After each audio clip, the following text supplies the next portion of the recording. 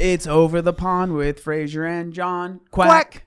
There we go. We both Quack. got it in time. We did. We freaking killed it, dude. Welcome to episode number not 5. Dude, Higher than that. this is like number 11, I think. We're like in the double digits now. We're literally podcast gods. Joe Rogan, who? Literally never heard of him. Could you imagine in like 20 years' time, this is somehow still going and we're like, how old are we in 20 years' time? You must be like 80 in 20 years, right?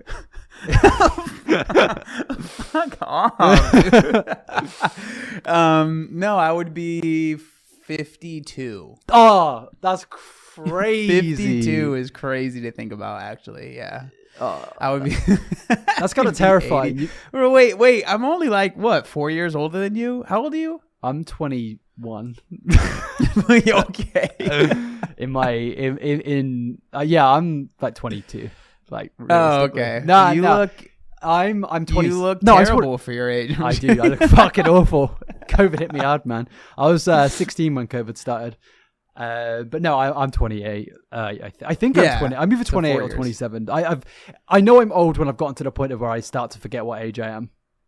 Yeah. And once you pass, like, most people say 21. I'd say 25. 25, 100%. Yeah, 25, 100%. Because like between 21 and 25, it's like still the ages where you can be considered young. But like it's kind of weird because when you're like 17 or 18, you hear, "Oh, I'm 24." You're like, "Fucking hell, old man, get out of here." Like, if you ever, I don't know if you were ever into like clubbing when you were younger, but when we used to go clubbing at uni, and there'd be like a 24-year-old in a student club, and you'd be like, "Why is this pedophile in my space? Please leave."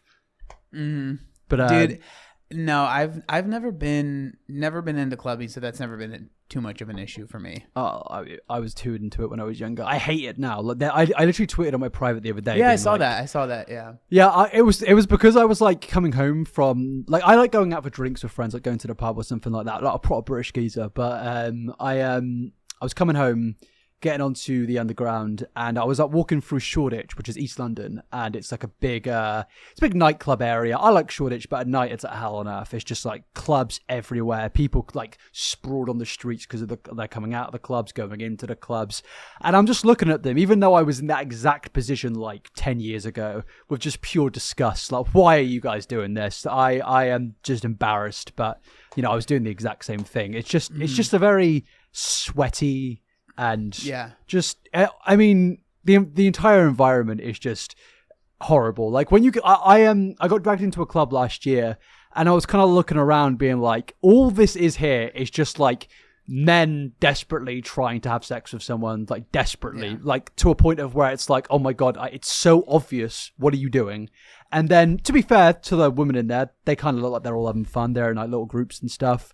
But when I go into a club, I'm like, too old for this, man. Hello, fellow children. Yeah, no, like even in like real like normal clubs that aren't like student related, it's just like, man, I should be having a family at this point. Yeah.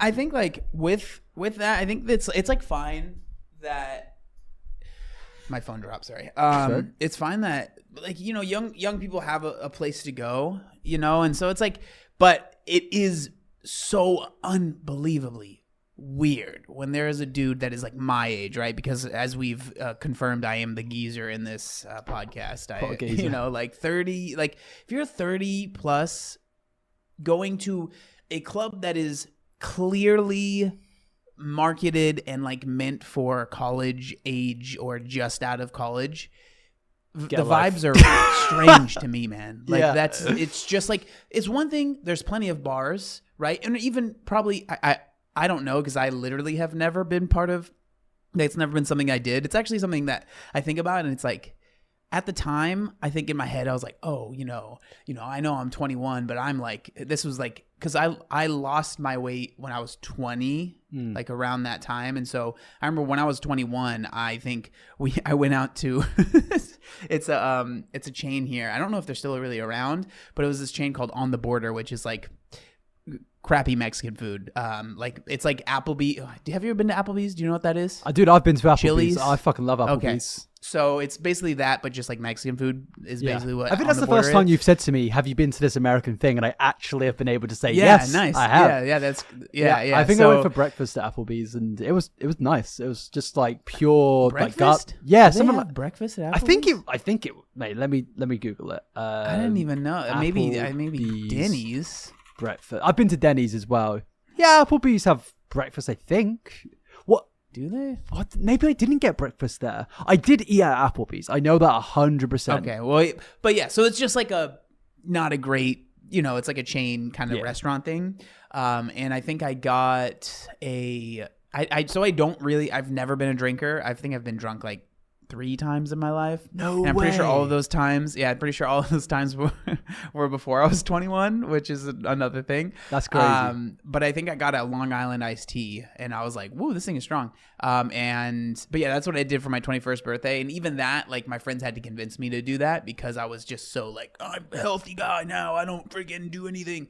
But I remember when I was around that age, I was like, I think I was a different person then. I was very high and mighty. I think I felt like I'm better than people because I don't drink, and Woke, I obese let to beast. no, it was the opposite of that actually. Oh, wow. Like it was very like staunchly, we've talked about this, but like staunchly, not like the most, but like conservative, kind of like, oh, I don't want to Get him out, to my brother. temple, and Get 'em I out. want to be, Yeah. like. Oh, so okay, and- so it wasn't like politically. It was you were one of those people on TikTok that eat their whole food, all their food on a like a wooden chopping board. Have you seen those guys? Yeah. I've never gone to that extreme. Cutting Like up I've the always been kiwi. like, I'm gonna have my diet soda, and like you don't have to be perfect. But I was very like, I liked the fact that I was not drinking and I'm healthy, But I look back on it now, and I do I do feel a little bummed that I missed out on such a big part of a lot of people's life, right? When they're like kind of getting older, and like that's such a big transition period from, being in high school and like seeing the people at the clubs and being like, oh, that looks like it'd be fun. I wish I could go, but I don't feel like getting a fake ID and dealing with all of that. So, Yeah. And then you get there and then you can do it, right? I've been into a club, I think literally like a few times. I think I've told the story about when I was in a club in Spain. That was a horrible experience, like freaking not fun at all. Yeah. But so like I've never really experienced that whole thing, but I have been into clubs not recently. Dude, this was probably 5 years ago, but for it was like someone's birthday party. They really wanted a bunch. It was like a gym that I went to. We were all friends, and so they wanted everyone from the gym to go. And I went, and I just felt so uncomfortable the whole time I was there. And I was only a little bit older than most people, but it was just so not my thing. Yeah. And I think a big part of it is because I have anxiety. I overthink everything. I'm like, everyone's staring at me. They think I look weird and like I'm strange. And so it was just like, but I wish I could like I see people that have fun at clubs, right? Oh, dude. And I'm like, I am jealous of you being able to just have fun and not worry about what other people think, because it's frustrating. It's not like I'm like, I don't go to clubs, I'm too good for them. It's just like, well, now it'd be weird if I went to one, I think. But like at the time, I think I told myself that that's how I felt. But I think it was more, now that I look back on it, wow, this is getting really philosophical, but like now that I look back on it, I think there was a genuine jealousy of people that could go to a thing like that and just have fun and not care what people think, right? Because like the thought of being on a dance floor and dancing is mortifying to me. Like, but in reality, no one cares. But I just, in my head, I'm like, everyone's gonna be watching it. Like, what is that guy doing? What an idiot! I'm gonna film this. I'm gonna post it on TikTok. And he's like, you know what I mean? It's just like unnecessary. But that's like, that's how I feel about clubs. It's interesting because like I'm the exact same thing. But then, like 4 drinks in, I'm like a different human being. It's so weird, man. Like, and honestly, in any social event, like when I was at my girlfriend's like she had like a birthday party, and it was like a karaoke room where I was like 30 of us. No, sorry, it wasn't even her birthday. It was just she just organized it for about. There was like 30 of us there, and I got shout out to your girlfriend. I got really, really, really drunk, and I started going like every 2 minutes. I was like going up to the microphone and wishing happy birthday, being like, everyone wish happy birthday to this guy, and everyone was like doing it, being like, damn, there's a lot of birthdays here. But then it got to a point of where it's like in every single karaoke session, I was like, yeah, there's two microphones, and I was always on that secondary microphone because like I was just like every single song. And then the next day I woke up and I was I like annoying last night? And she was like, you kind of hogged the microphone a little bit. And I'm like, fucking hell. And then I went karaoke like actually for her birthday. That's what I was getting confused. I went on her birthday and I wasn't drunk and I barely drank anything. There were like 2 songs and I wasn't like awkward, but there's definitely like that thought in my mind of like, don't embarrass yourself, don't like look awkward. But the dancing thing, this is interesting because like when I was like 18, I loved like going to clubs. I had no sense of shame, like just like enjoy myself. Because there you can go at 18 and drink. Yeah, right? but now it's not even that. Like if I go into a club and everyone's dancing, I just kind of stand there, and it's like I don't know if it's because I don't want to dance, or it's because I'm embarrassed. I can't work out why I don't enjoy it. I'm just kind of stood there and I'm like, this is just really shit. And I would rather be in a bar having a conversation with my friends. And it's like, I like to dance. Like I'm always up boogieing around and stuff like on my own in my flat when there's like music playing. And like, I'm even like dancing around with my dog and stuff like that. Like I like to dance, but in clubs, I think it's the environment. I don't know what it's like in an American club, but British clubs are so sleazy. Especially when you're in a relationship. It's not like I was ever going to clubs to like directly try and hook up with people, but I can see when I'm in a relationship when you haven't got like the even thoughts to like hook up with anyone or flirt with anyone, you kind of have the vision of where you can see what other men are doing and thinking, and you kind of get a bit grossed out because you realize that like 90% of the people there are just trying to hook up with people there, and it's just like I just feel uncomfortable being here. Like power to you guys if you want to do that. I just feel like this isn't my environment, and I'd much rather just be surrounded by my friends where I can actually hear them, talk to them. Yeah. And that sounds a lot more fun to me. Yeah. Yeah, so I'm glad that this episode is Old Men Yell at Clouds. You know what? Okay, you know what grinds my gears? Go on. I wanted to tell this story. So today I went on a run. I know, wow, pinnacle of health I am. And I was on this run. The days have gotten much nicer here in New England, which is fantastic. It's so nice having the sun come out and everything, man. It's giving me life. But so I went on a run, and I was running by, part of my route goes by there's like a high school on one side and then like a junior high on the other side, but that doesn't really matter. But then right past that, there is a dog park, and then there's like a little field kind of that people walk around, right? And so I was running, and as I was like running up to this dog park, I saw a couple, older couple with a dog. They were crossing the street, going across the street, and there was, as I was running up, I didn't realize, but then I looked over to my right, and there was a woman with her dog, walking her dog on this like track kind of thing, which is off to the side of the sidewalk. And I saw that, and the dog wasn't on a leash, but it had like the service dog vest on. And so I was like, okay, it's a service dog. At least it seems to be. Everything should be okay. I don't like running around dogs without leashes on. It freaks me out, right? It's one of my biggest, or lead, I guess they say in the UK, right? It's one of my biggest pet peeves. I can't stand it. Because I used to have, when I lived in San Diego, she wasn't my dog, but I lived with my brother and sister-in-law, and we kind of all had a dog. It was their dog, but we all lived together. So her name was Bailey, and she was a great dog. She was very good around people, but other dogs she wasn't the best about. And so a lot of times people wouldn't have their dog leash and then run up to Bailey, and chaos, right? So that's something that's always bothered me. But I was running by, and I noticed as I'm running by, the dog, I didn't notice there was in the fence, there was a hole that the dog could get through. And the dog started running towards me, and I was like, uh-oh. Today. And dude, it freaked me out, right? And it wasn't a small dog. It wasn't like a huge dog or like a really scary dog, but it was still large enough to be like, what the heck? And luckily the dog kind of like, it went up to me, but then as it noticed I just kept running straight, it kind of was like, okay, whatever. But then it went up to this couple that was in the middle of the street with their dog, right? And then I look at the owner, and they were like on their phone, and then they looked up, and then they were like kind of quickly walking towards their dog. And in my head, I'm like, you should be sprinting as fast as you can, in my opinion, right? To grab your dog.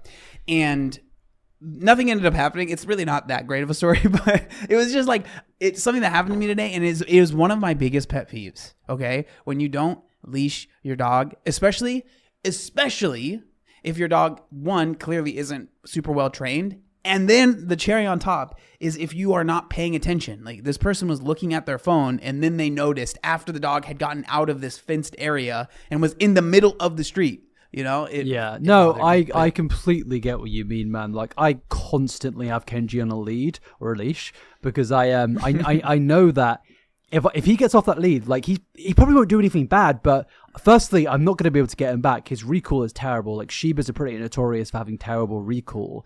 And I've had situations in the past, in particular with a poodle, and it's happened about 3 times of where I get it, the guy's trying to teach his dog how to just walk off the lead and like have good recall and stuff like that. But if you know your dog has issues and you're trying to train it open in a very public area, in a park where other dogs are going to be and where other humans are going to be, don't do it there. Do it somewhere where there's less people. Do it somewhere in like a field where there's more space to roam and where there's less dog walkers. Because I remember going into this park and the dog off the lead just fucking dashes at me and Kenji, starts to bite him, and I like rush to pick him up, and the dog's biting up my leg. And like the owner like eventually he didn't. The thing is, they kind of have like a similar thing of the owner like slowly approached when he thought nothing was happening, but like clearly something was happening. And then they came over and they struggled to get the dog. Like, the dog was like circling around me, trying like snapping up my legs and stuff like that. And I'm like, dude, get your fucking dog and put it on a fucking lead. And they apologized to me, and I was like, yeah, whatever, man. Like I know it sounds like, okay, it's not his fault, but it's like, man, I haven't got the time for that. Like, I understand it could have been a one-time mistake, but like, at the end of the day, I'm going to be pissed off. So I was like, yeah, whatever, walked off. And then the next day, same dog, same incident happens again. And I go like, dude, what the fuck? You need to lead your fucking dog. This is the same park and the same thing that's happened yesterday. And now weeks go by, and then fucking about a month later, same dog, same park, dude, same thing. And I'm like, one time, maybe I can take it. 2 times, you're in public, man. If there's like an incident of like, say, you've taken your dog around to friends and they've got a dog and they have a scrap, that's nothing which something like, that's different, you know. When it's in public and there's tons of people around, who knows what can happen? What if there was like a child around or something like that? And a third time, I'm like, brother, you are lucky that I'm not someone who, like, I've got a lot of empathy. I understand dogs are dogs. They're wild animals at the end of the day. But like, I'm more mad at him than I am the dog. Like, the dog, this whole thing could be solved. Like, I don't care if the dog's like aggressive to other dogs. Most dogs are. You solve the issue by putting it on a fucking lead. Like, I know people want their dream dog of, it's off the lead, it runs away, runs back with the moment you click your fingers. But that's a very rare case for dogs. There's some breeds that just can't do that. And I'm like, you've got to accept it. Your dog just isn't that. Your dog's not that guy. So just put it on a fucking lead. And so, yeah, I completely get what you're saying. So it's frustrating because like Kenji's had his issues, and it's like I recognize that, and I keep him on a lead no matter what. Like, he has to be on a lead, and it's just annoying when owners recognize their dog has a problem, but they don't put any precautions in place whatsoever. And so question, and I'm curious what other people will think about this too, because I feel like maybe this is a symptom of me being old. But so I've always loved dogs. I'm a dog person for sure. I enjoy them, but I gotta say, we are getting to a point where I think some people are they are letting their dogs do too much. All right. Yes. This is how I feel. Your dog does not need to be everywhere that you are. And then on top of it, the biggest thing, right, is the fact that every dog is a service dog now. Because I don't think it is. Like, this dog today that happened to, I don't think a service dog is going to run away from its owner and not listen when it's being called back. So in my head, I'm like, that is a fake service dog. Yeah. Right. And so it's just like it's like an epidemic, man, where people are claiming that these dogs are service dogs so they can take them into the supermarket or whatever.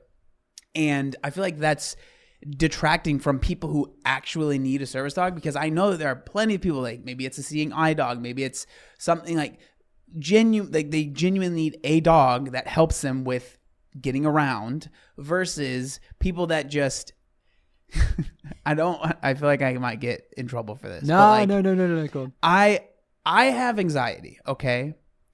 But I don't think every dog, especially, okay, if you have a Chihuahua, that is not a good dog for anxiety, all right? Those dogs make me Those anxious. dogs My mom has a cause Chihuahua, anxiety. and that dog gives me the most anxiety on the planet. Shaking all the time, barking at everything that has a pulse.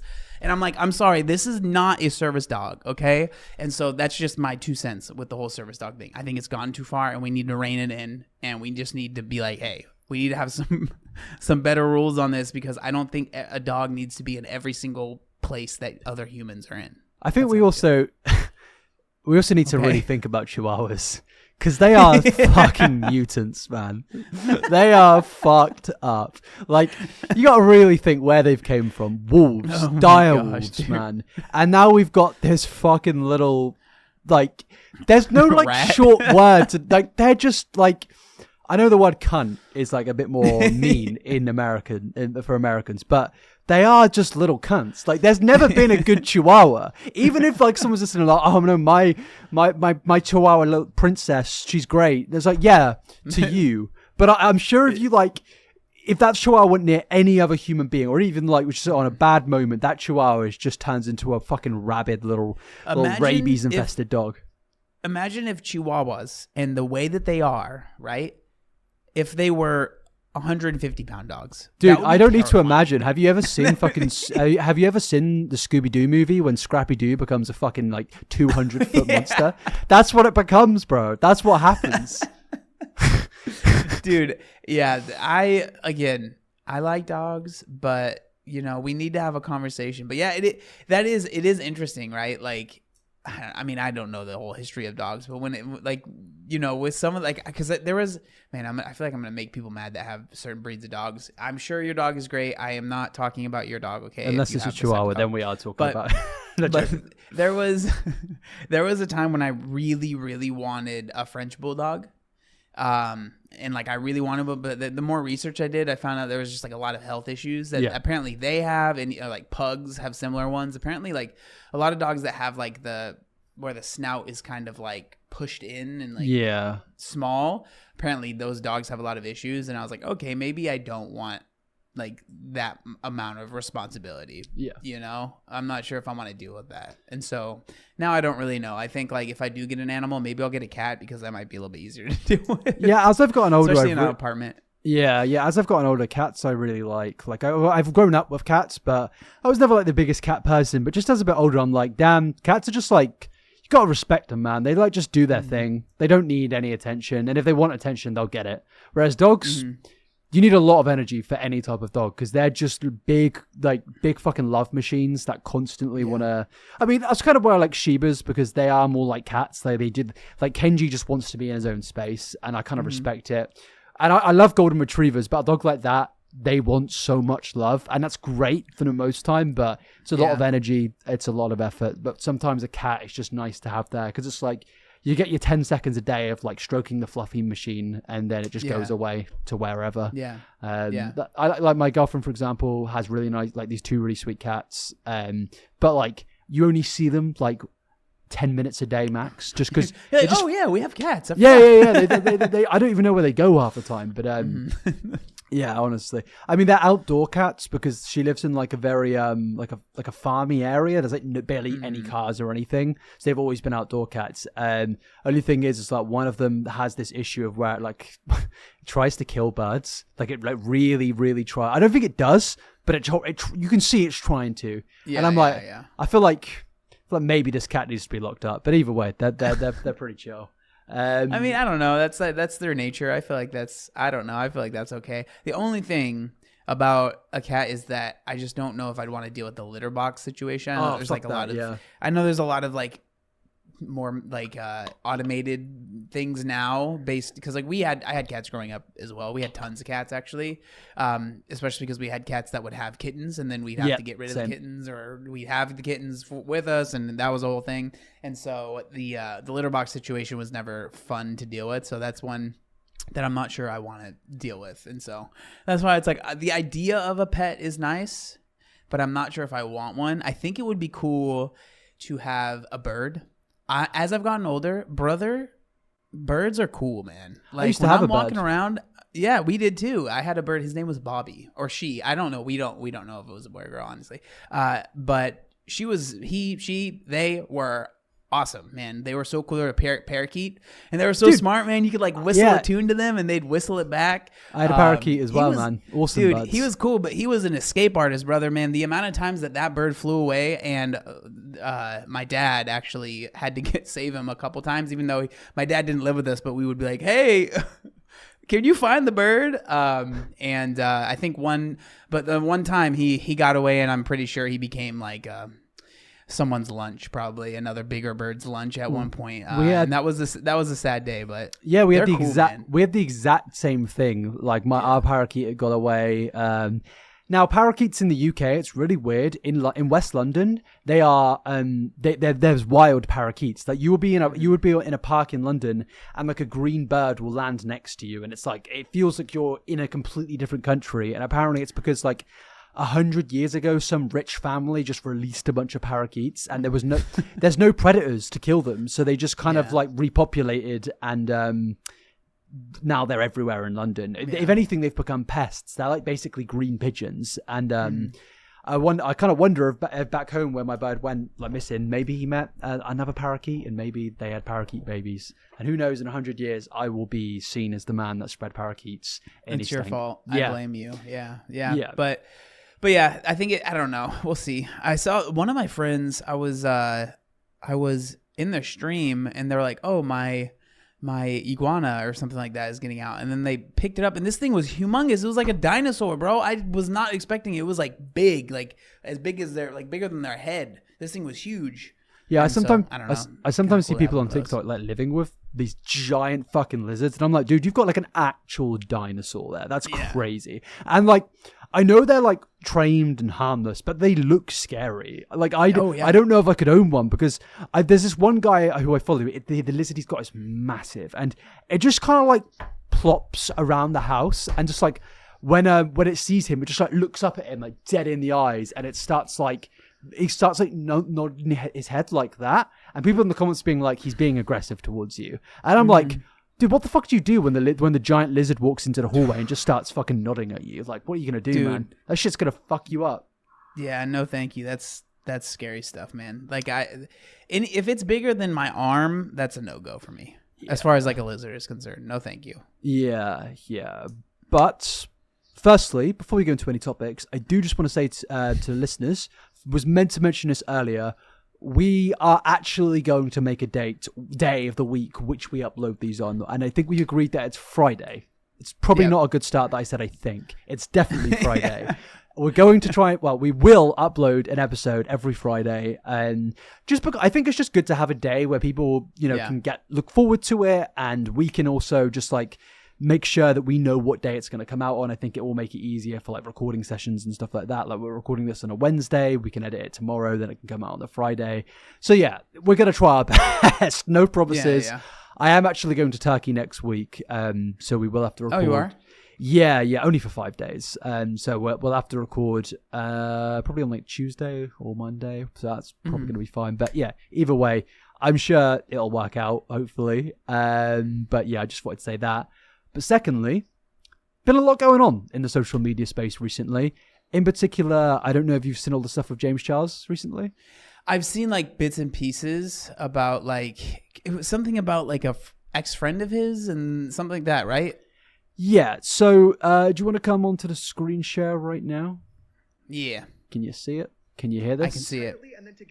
Can you hear that? I cannot hear it. Monster? Now I can. Okay, awesome. So, yeah.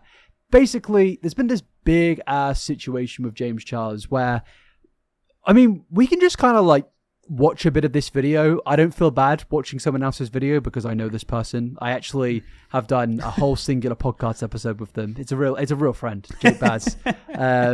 I tried to bring back an old podcast. He came on for an episode. We never did it again.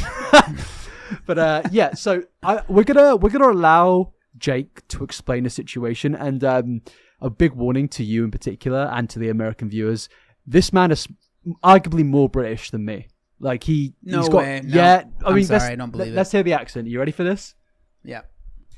Failed to me. So That's James Charles, by the way, not Jake. But looks like James Charles is being cancelled again, but this time it's not for being a creep with mine. what do you think? More British than me? Okay, yeah, you're yeah, I'd say it's pretty even, Wow.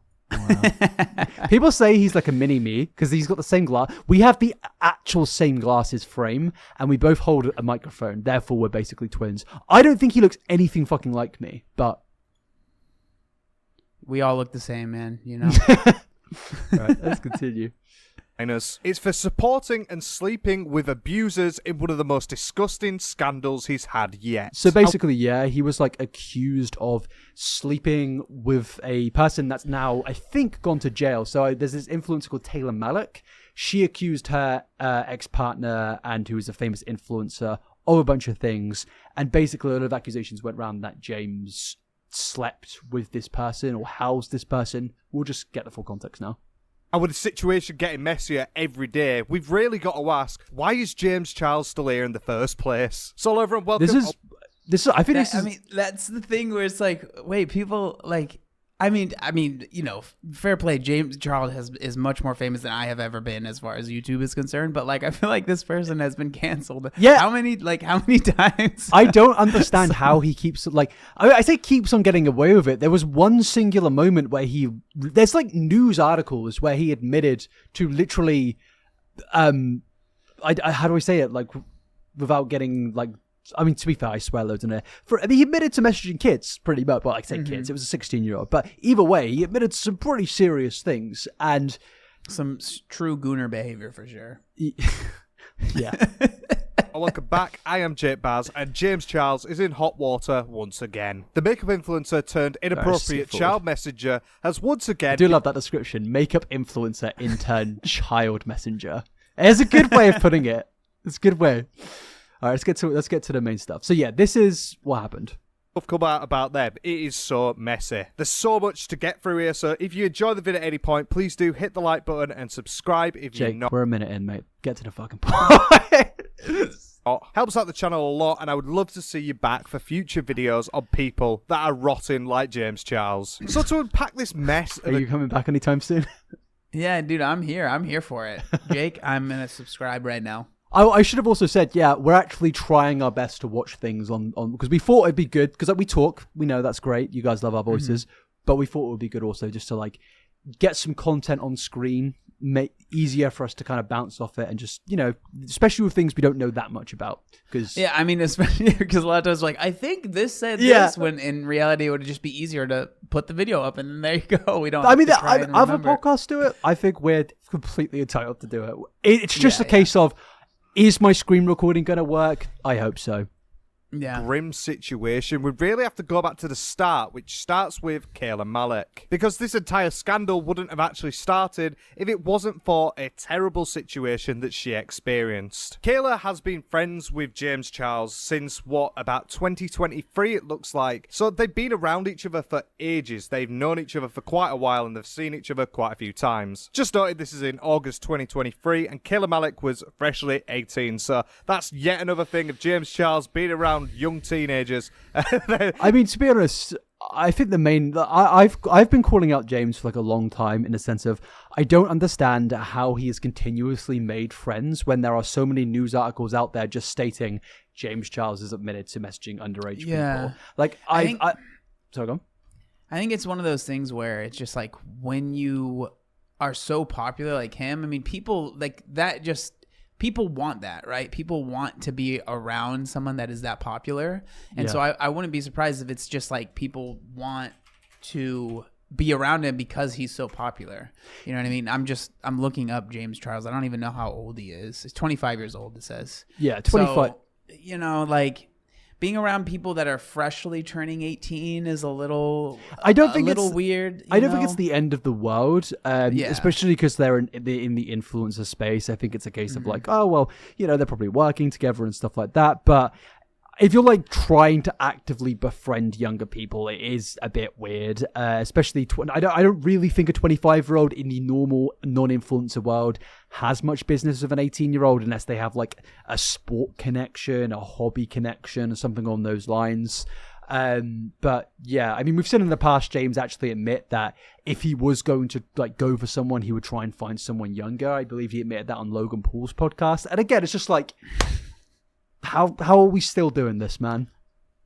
There's quite a few instances of that. At least in this instance, he wasn't sexually attracted to her. And this beef all started when Kayla, a month I love that he's very to the point, ago, uploaded a 2-part series with a 3.5-hour long edition on her So there was a lot that was going on here pretty much. We're not going to go fully into the Kayla stuff. I just kind of wanted like a bit of an explanation on what happened with the Kayla stuff. Basically, as you can see, there's like 4 hours. It's like a Lord of the Rings extended edition length of just pure allegations. Well, I say allegations, they're proven, and I believe the guy just got found guilty in his criminal court case. It's not like a light, allegation of he did this and she did that with no screenshots or anything. No, this is like a very, very serious thing. But let's just skip forward to the James Kayla situation explained. Still friends, for example, here in the first of this year, them posting makeup transformations. But after that, things definitely did change against them, and allegedly, this relationship has been happening romantically after he knew that he was an abuser. Which, what are you doing? So basically, the accusation is he knew about what was going on here, and he still pursued a relationship, not a relationship, but this is, by the way, this is an allegation. I should just say, like, I'm not saying any of this is true, but this is just on a chronological timeline here of what all the allegations have been recently. TikTokers came out basically stating that James was engaging in sexual relations with the person that Kayla Malik exposed. Now, basically, I don't think we need to really look at the details. I think we do need to just go to the more recent thing of what happened.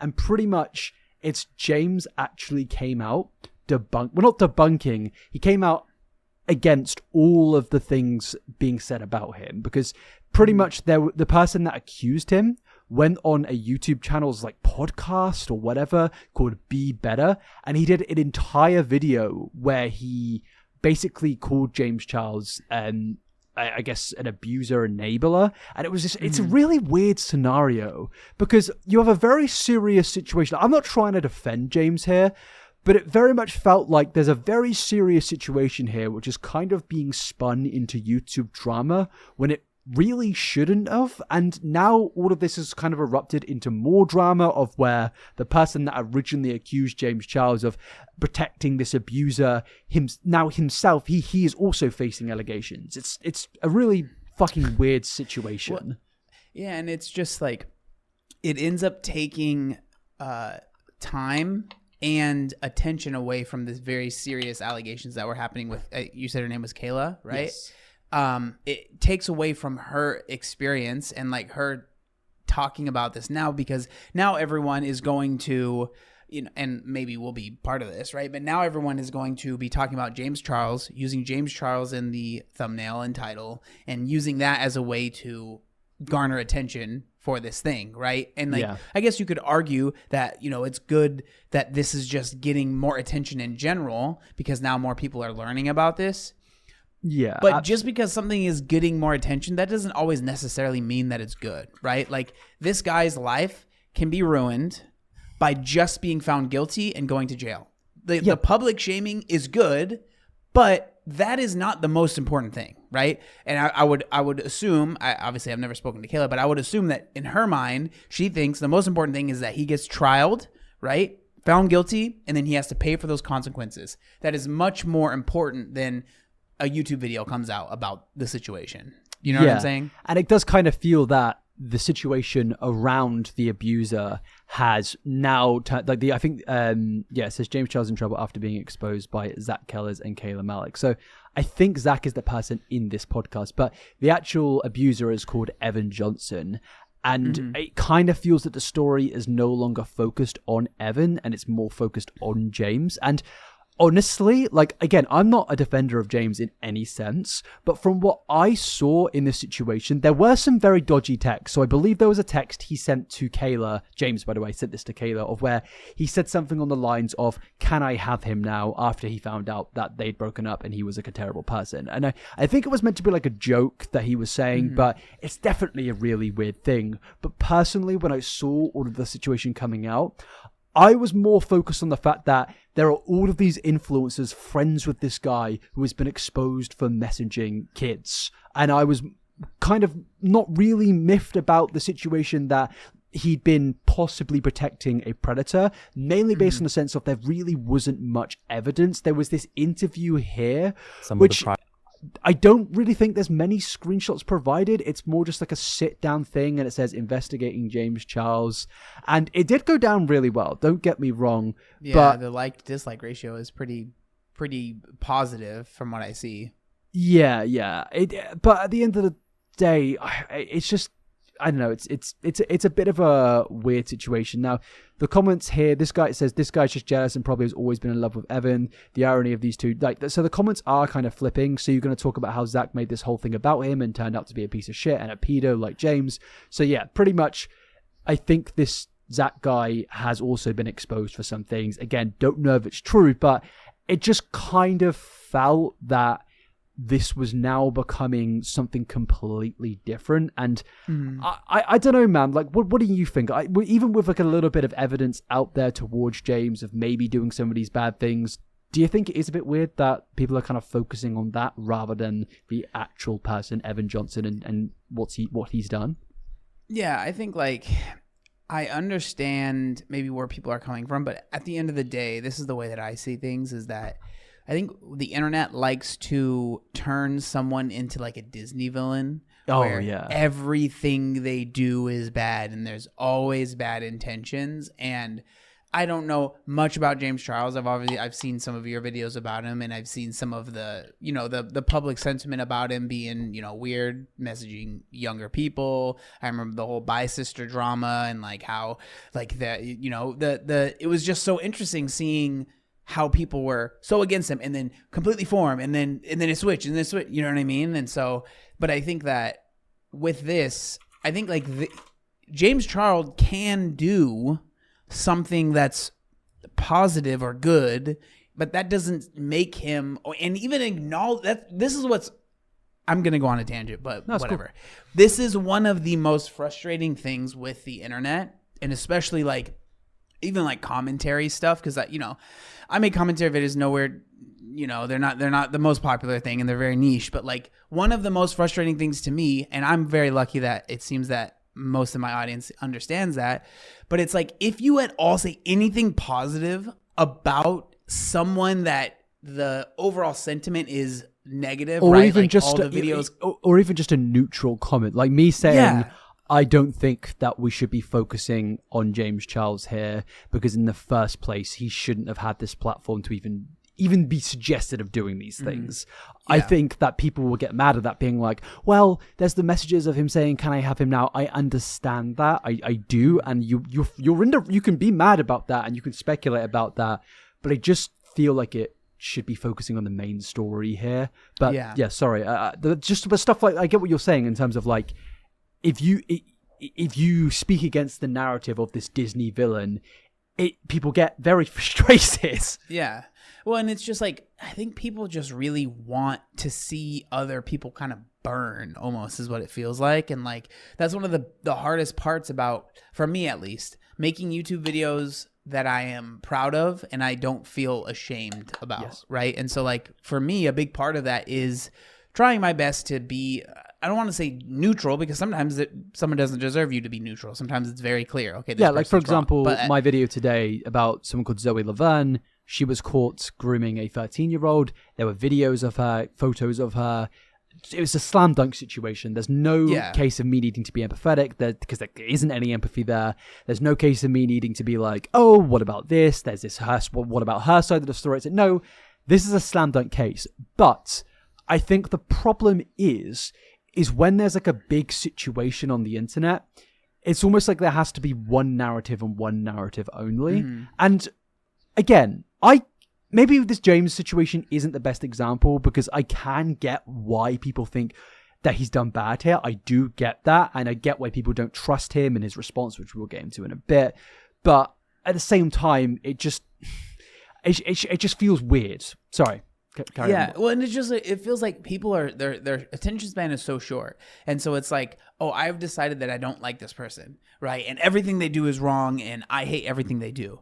And then they come out with, because I know that maybe I'm spoiling stuff, I don't, whatever, but like I know that the sentiment about how James kind of responded, people were like, oh, this is a good response, and like this is a good job. People are like, oh my God, James is great, and it's like, why does it have to be like that? Yeah, You can be like, yeah. That was a good response, but you still suck, brother. Yeah, you know yeah. what I mean? Like, I don't know why I get like, but it feels like, when I'm making videos, it's like people I've talked about this before, but I get comments frequently. We're like, oh man, you're on the fence too much. You're being too nice to this person, and I'm always like, I would much rather that be what people say than people are like, oh my God, what's wrong with you? You're being so mean and nasty, and that I never want that to be the comments that I get, right? And so, but it feels like, and I think that's one of the biggest problems, is that that's what is pushed. The more negative you are, the more over the top you are, the better your video does, and then that only feeds into the algorithm. So then other people that are making similar content, talking about similar things, they see that, and so then they double down and they decide, I'm not going to worry about nuance. I'm not going to worry about all of these little things, and I'm just going to focus on this person's bad, this person's bad. And I know that even me saying that, people are going to comment, well, I mean, this situation, he is, and it's just like, Yeah. Again, I'm not saying this situation in particular. I'm just saying in general, it's very interesting as someone that makes videos about maybe not this topic, obviously, but things on the internet, commentary videos. I get those comments, right? And I see that that's what does well. The more just line in the sand, everything bad, I'm going to talk about all the bad stuff this person did. There's no redeeming qualities but then at all. the moment they then slightly change things is, this person's fucking awesome, man. Like, well Why done, did we King. think this? Oh my God, Yeah. I was so wrong. And it's like, no, you can still be right. Like, that person's not a good person. Yeah, like, have some but the fucking way they nuance. responded to this was good. Yeah. Or just be like, I mean, the response, it makes sense. It's clear that there's someone that was trying to take advantage of the situation here, but there should also be some middle ground. Some of the messages he sent saying, can I have him now? That's very fucking weird. Regardless of any context, that's weird thing to send. And yeah, I can understand why people would be mad at that. But then there's the people who are like, no. It's he's in this particular thing completely in the wrong no matter what. Or it's, wow, you're the best person ever. This is the Slay King. I always trusted you. And it's like, be in the middle. Just say, not saying sit on the fence. I'm saying be nuanced and say, maybe this situation was a bit blown out of proportion. There is still valid criticism to have, but also there's also BBC articles out there stating that this guy admitted to messaging 16-year-olds. Like, he's obviously still a bad bloke. Yeah. And, again, so you see this title here. I like Angelica. I know Angelica. She made this video titled, If You Believe James Charles' Apology, You Might Be Stupid. And honestly, she's probably right here. Like, again, I'm not criticizing people for making the videos about James. I would encourage them to, because at least it gets like an understanding of what he's done out there. And, people should to talk about what they want to talk about. But yeah, I want to play his apology and see what Angelica has to say. Maybe it is actually going to be way worse than we think. But yeah.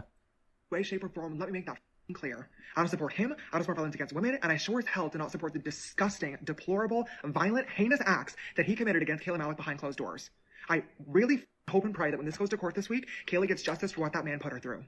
At the same time, the videos that I'm currently seeing all over my For You page are disturbing to me. This is not TikTok tea and drama for everyone else's entertainment. This is real people dealing with some really serious The conversation has completely shifted focus away from Kayla Malik and how she was brave enough to speak out about. I always think it's really convenient for people to say, oh, the conversation has shifted from something very important to this. It's like, we are not all one track mind. How we've been called out. To be fair, I think this is a bit different in my opinion. Like the Kayla Malik thing, I just think that this whole situation, it's maybe okay. I kind of get what she's saying here in the sense of I think that you can think about more than one thing at once, of course. But it almost feels like right now I'm hearing really nothing about Evan Johnson anymore, how deplorable he is, the real story behind it. I've seen more about James Charles in a situation than I have seen about Evan Johnson. Now, maybe that's because James Charles is a bigger influencer. Maybe that makes sense. I do get what she's saying here. But at the same time, I just think that it's detracted from the main story way too much, in my opinion. Yeah, I agree.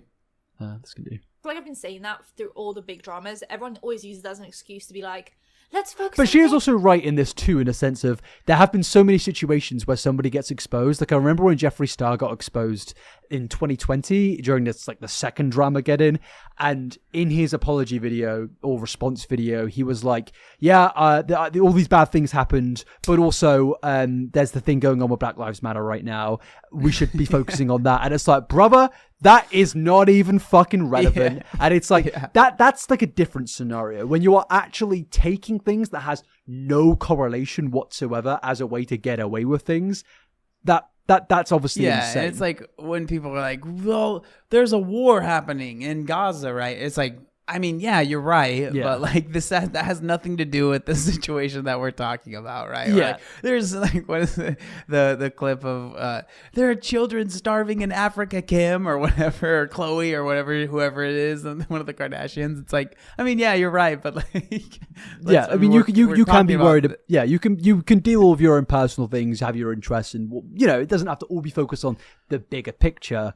But Yeah. but the reason I was saying it here, and I'm sure we were both saying it, is that this situation is these are all tied into one story. Like the Kayla Malik thing is directly tied to James Charles, and that's why I'm more frustrated because they are from the same story, and it kind of feels that things have like branched off into all of these other terrible things, which deserve focus as well. But it almost feels like the main story has kind of been blurred in the process. Mm-hmm. This? Why are we focusing on this? And it's like, most of us have pretty complex So let's brains. just get to the main thing. I do agree with you, Angelica. Matters and needs to hear the truth, and that's Kayla Malik. And she has been unwilling to have a conversation with me. And frankly, I don't blame her. After I watched the laughable interview between Be Better and Zach Sellers, I wouldn't want to have a conversation with me either if I was being fed complete bullshit, lies, and misinformation from the person whose only source of information is the same man that lied to and abused me for 9 months straight. At this point, I have no choice other than to get online, tell my story, and then prove my story to be true in a court of law. I am suing Zach Sellers and anybody else that thinks it's funny or entertaining to get online and spread defamatory and slanderous lies, misinformation, completely bullshit. See, James, I'm not claiming these things are all real. That's why we're going through his response immediately. We're not going through the Be Better interview. These are just claims. But the things that aren't claims is James admitting to messaging 16-year-olds. But but either way, yeah, he's now suing a bunch of people. And, if he's got a case, they'll probably win it. Because a lot of the allegations were pretty fucking serious allegations, And if he's confident enough to take them to court, I mean, I don't know. I guess you could say he's got a lot of money, so he could easily hire the best. The legal system in America, it's a very flawed system, especially when it comes to defamation. It's usually just a thing used to scare people and put people down from even daring to speak up against people. But yeah, do you think there's a problem with him suing here, or? No, I do have a question for you, and this is kind of a tangent. Have you ever has anyone ever threatened to sue you? Oh, this is so interesting. I was going to mention that we should go for, I've done it on another podcast before, but we should go through the entire legal threat that I received from Onision. That'd be so fucking good, man. I've got an entire. We should do that. I've got an entire document of where he basically threatened to sue me for defamation, and it's like one of the worst legal threats ever. And I have, so I've never named who this is because I don't want to get in legal trouble. Yeah. But I'll tell you who it was after the podcast. But there was type it in the Discord. Okay, yeah. There's two very famous British influencers who Oh, okay. Yeah. They threatened to sue me and a bunch of other influencers, and it was so I didn't get sued in the end because they realized that they didn't actually have a case. But then a lot of other influencers actually did get sued. It was and I would love to go into detail on that, but for my own sake, I'm not going to do that. It was about 6 years ago.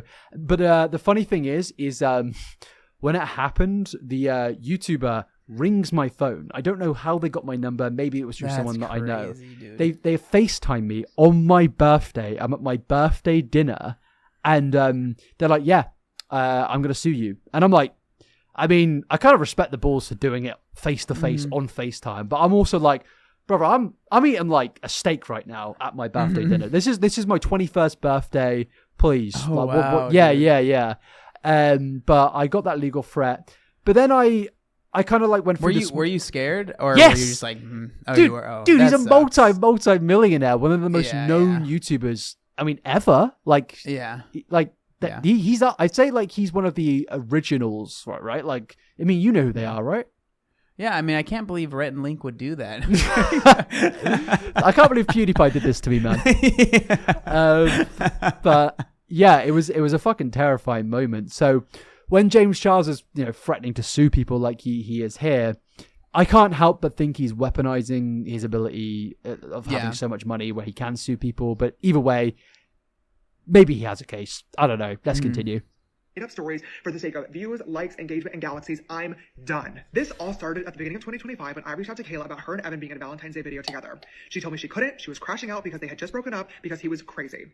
I tried to lighten the mood a little bit and make a lighthearted joke asking could I have him now. So he said, "Do you want to be in a painted?" I'm going to read this out, actually. It says, do you want to be in a Painted video of your man? Now, if you didn't know, Painted is the new brand that James came out with about a year and a half ago. I actually did a video about this being like, it's crazy that this guy has done all the things that he's done and he's managing to get another like top makeup company out there. And she goes, I'm not even joking, this made me piss. I broke up with him last night. I saw your story and was crushing out. Tune in for the 30-part Who the Fuck Did I Marry series. He goes, what? Girl, he's fucking crazy. What happened? Can I have him now? LMFAO. And in fairness, she does respond in like a pretty like normal way, I understand it probably was quite frustrating, but based on what I'm reading here, I don't really think James knew the full context of really what was going on. So the message it's not a good message to send. Like when someone says they broke up with their husband and they're crazy, you shouldn't say, can I have them now? That is a bit weird. It's weird. But and also question, I don't know if maybe you don't know this, but how old is this person they're talking about? Because I feel like we just need to check this when it comes to James Charles. Like, Yeah, let me check. Evan Johnson age. They are. I don't actually know. It doesn't say their age for some reason. Is his name Evan Johnson, right? Yeah. How old is Evan Johnson? TikTok. He's 20. So in fairness, he's got into the big 2-0s for him, which okay. you get a pass this time, Jimbo. Yeah, kind you of. get a pass, I guess. But yeah, let's continue. Video with your man. I'm not even joking, this made me piss. I broke up with him last night. I saw your story and was crashing out. LMAO. Tune in for the 30-part Who the F Did I Marry series with love hearts. She got some really good lighting here. I want this. Like, it's natural lighting, I think. Just always can appreciate good lighting. My lighting right now is just absolutely terrible. You've got good lighting too, to be fair. Like, I like the purple lights in the background. Very nice. Sorry, I just thought I'd comment. And he said, what? And she said, girl, he's f***ing crazy. And he said, what happened? Did I Marry series, which was about like an emotional liar, pathological, like psychopath, okay? And then she says, the worst things a human can do to you. And people are saying, oh, now you know that James has provided evidence and receipts. I can see how he didn't know because she was being really vague. getting called out. What's vague about? Imagine the worst things a human can do to you. But isn't he saying she's saying that after he sent that message? To be fair, like, yeah, I mean, I don't know, man. Like, I think when it comes, like, I think if I was in this position and like clearly this person said, especially in that text, right? They said it would take hours to text it, so it's like clearly they don't want to go. Like, what I would assume, right? Okay, they don't really want to go into detail more, and so I'm not gonna be like, wait, no, what exactly do you mean here? So I would just think, wow, that clearly I would assume. Let's see, if I'm being honest, I would assume, physical harm, had happened at some point, and then probably very psychological stuff, and maybe sexual stuff, right? And so it's like the worst of the worst. Like I've seen the details. It's terrible. But I'm just saying, like, what I would think seeing that text, and so then I would be like, clearly this is something that they don't want to talk about, especially if they just broke up last night. So I wouldn't try and like pry. That's what I would do if I was in that situation with a friend of mine. I don't know exactly how close they were, right? And so that's she does say he's fucking crazy. Now, in fairness, again, I don't know if James would, like, I'm not trying to run the James Charles defense here. I get the criticism. I do. Weird thing to say. I understand why Angelica was frustrated. Yeah, honestly, it is like, weird. I know, as I said, I know Angelica, we hold very similar opinions on a lot of these things. I'm not trying to like disagree with her, but I'm saying, like, in this case, I can understand the controversy, but as with the interview that he did, Be Better did with that person, it just feels like, again, this is why I'm frustrated. Of like, yes, something kind of bad's happened here, but I still just feel like this shouldn't have taken away from the main storyline here. And I'm not trying to run the there's people dying in another country argument, but I think they're all very attached. But I mean, with everything I just said, I would absolutely 1,000 bazillion% never respond. Can I have him? That's a fucking right. Dude. Like, I imagine if I was talking to my friend and his girlfriend, he just broke up with her, and he said that I would not think to say, oh, can I hit it now, brother? Like, no. And so I mean, it is weird for sure. Again, like, I don't like. It seems that she liked the next thing, so maybe. Yeah, I don't know the relationship. I'm old. She's much younger than I am. James is a couple years younger than me. You're too old for James, man. I am. I know. Way He'll too never old. like me. Way dude. too old. Sorry. I know, dude. I'm ancient. All right. Let me just get to the bit of where she shows the next. She was being really vague about it, and he had every right to try and pursue something, but no. She said she was upset that she helped build his platform based off of lies and abuse. She goes, oh, just wait, because I gave this man a platform based off lies and abuse, but I'm gonna wait to heal from it and then clock it. And he goes, I'm sorry, Kayla. And she goes, thank you, sister. So yeah, like, again, it's really not like looking that bad right now. And let's just continue. Let's just go a bit further and get into the main bit.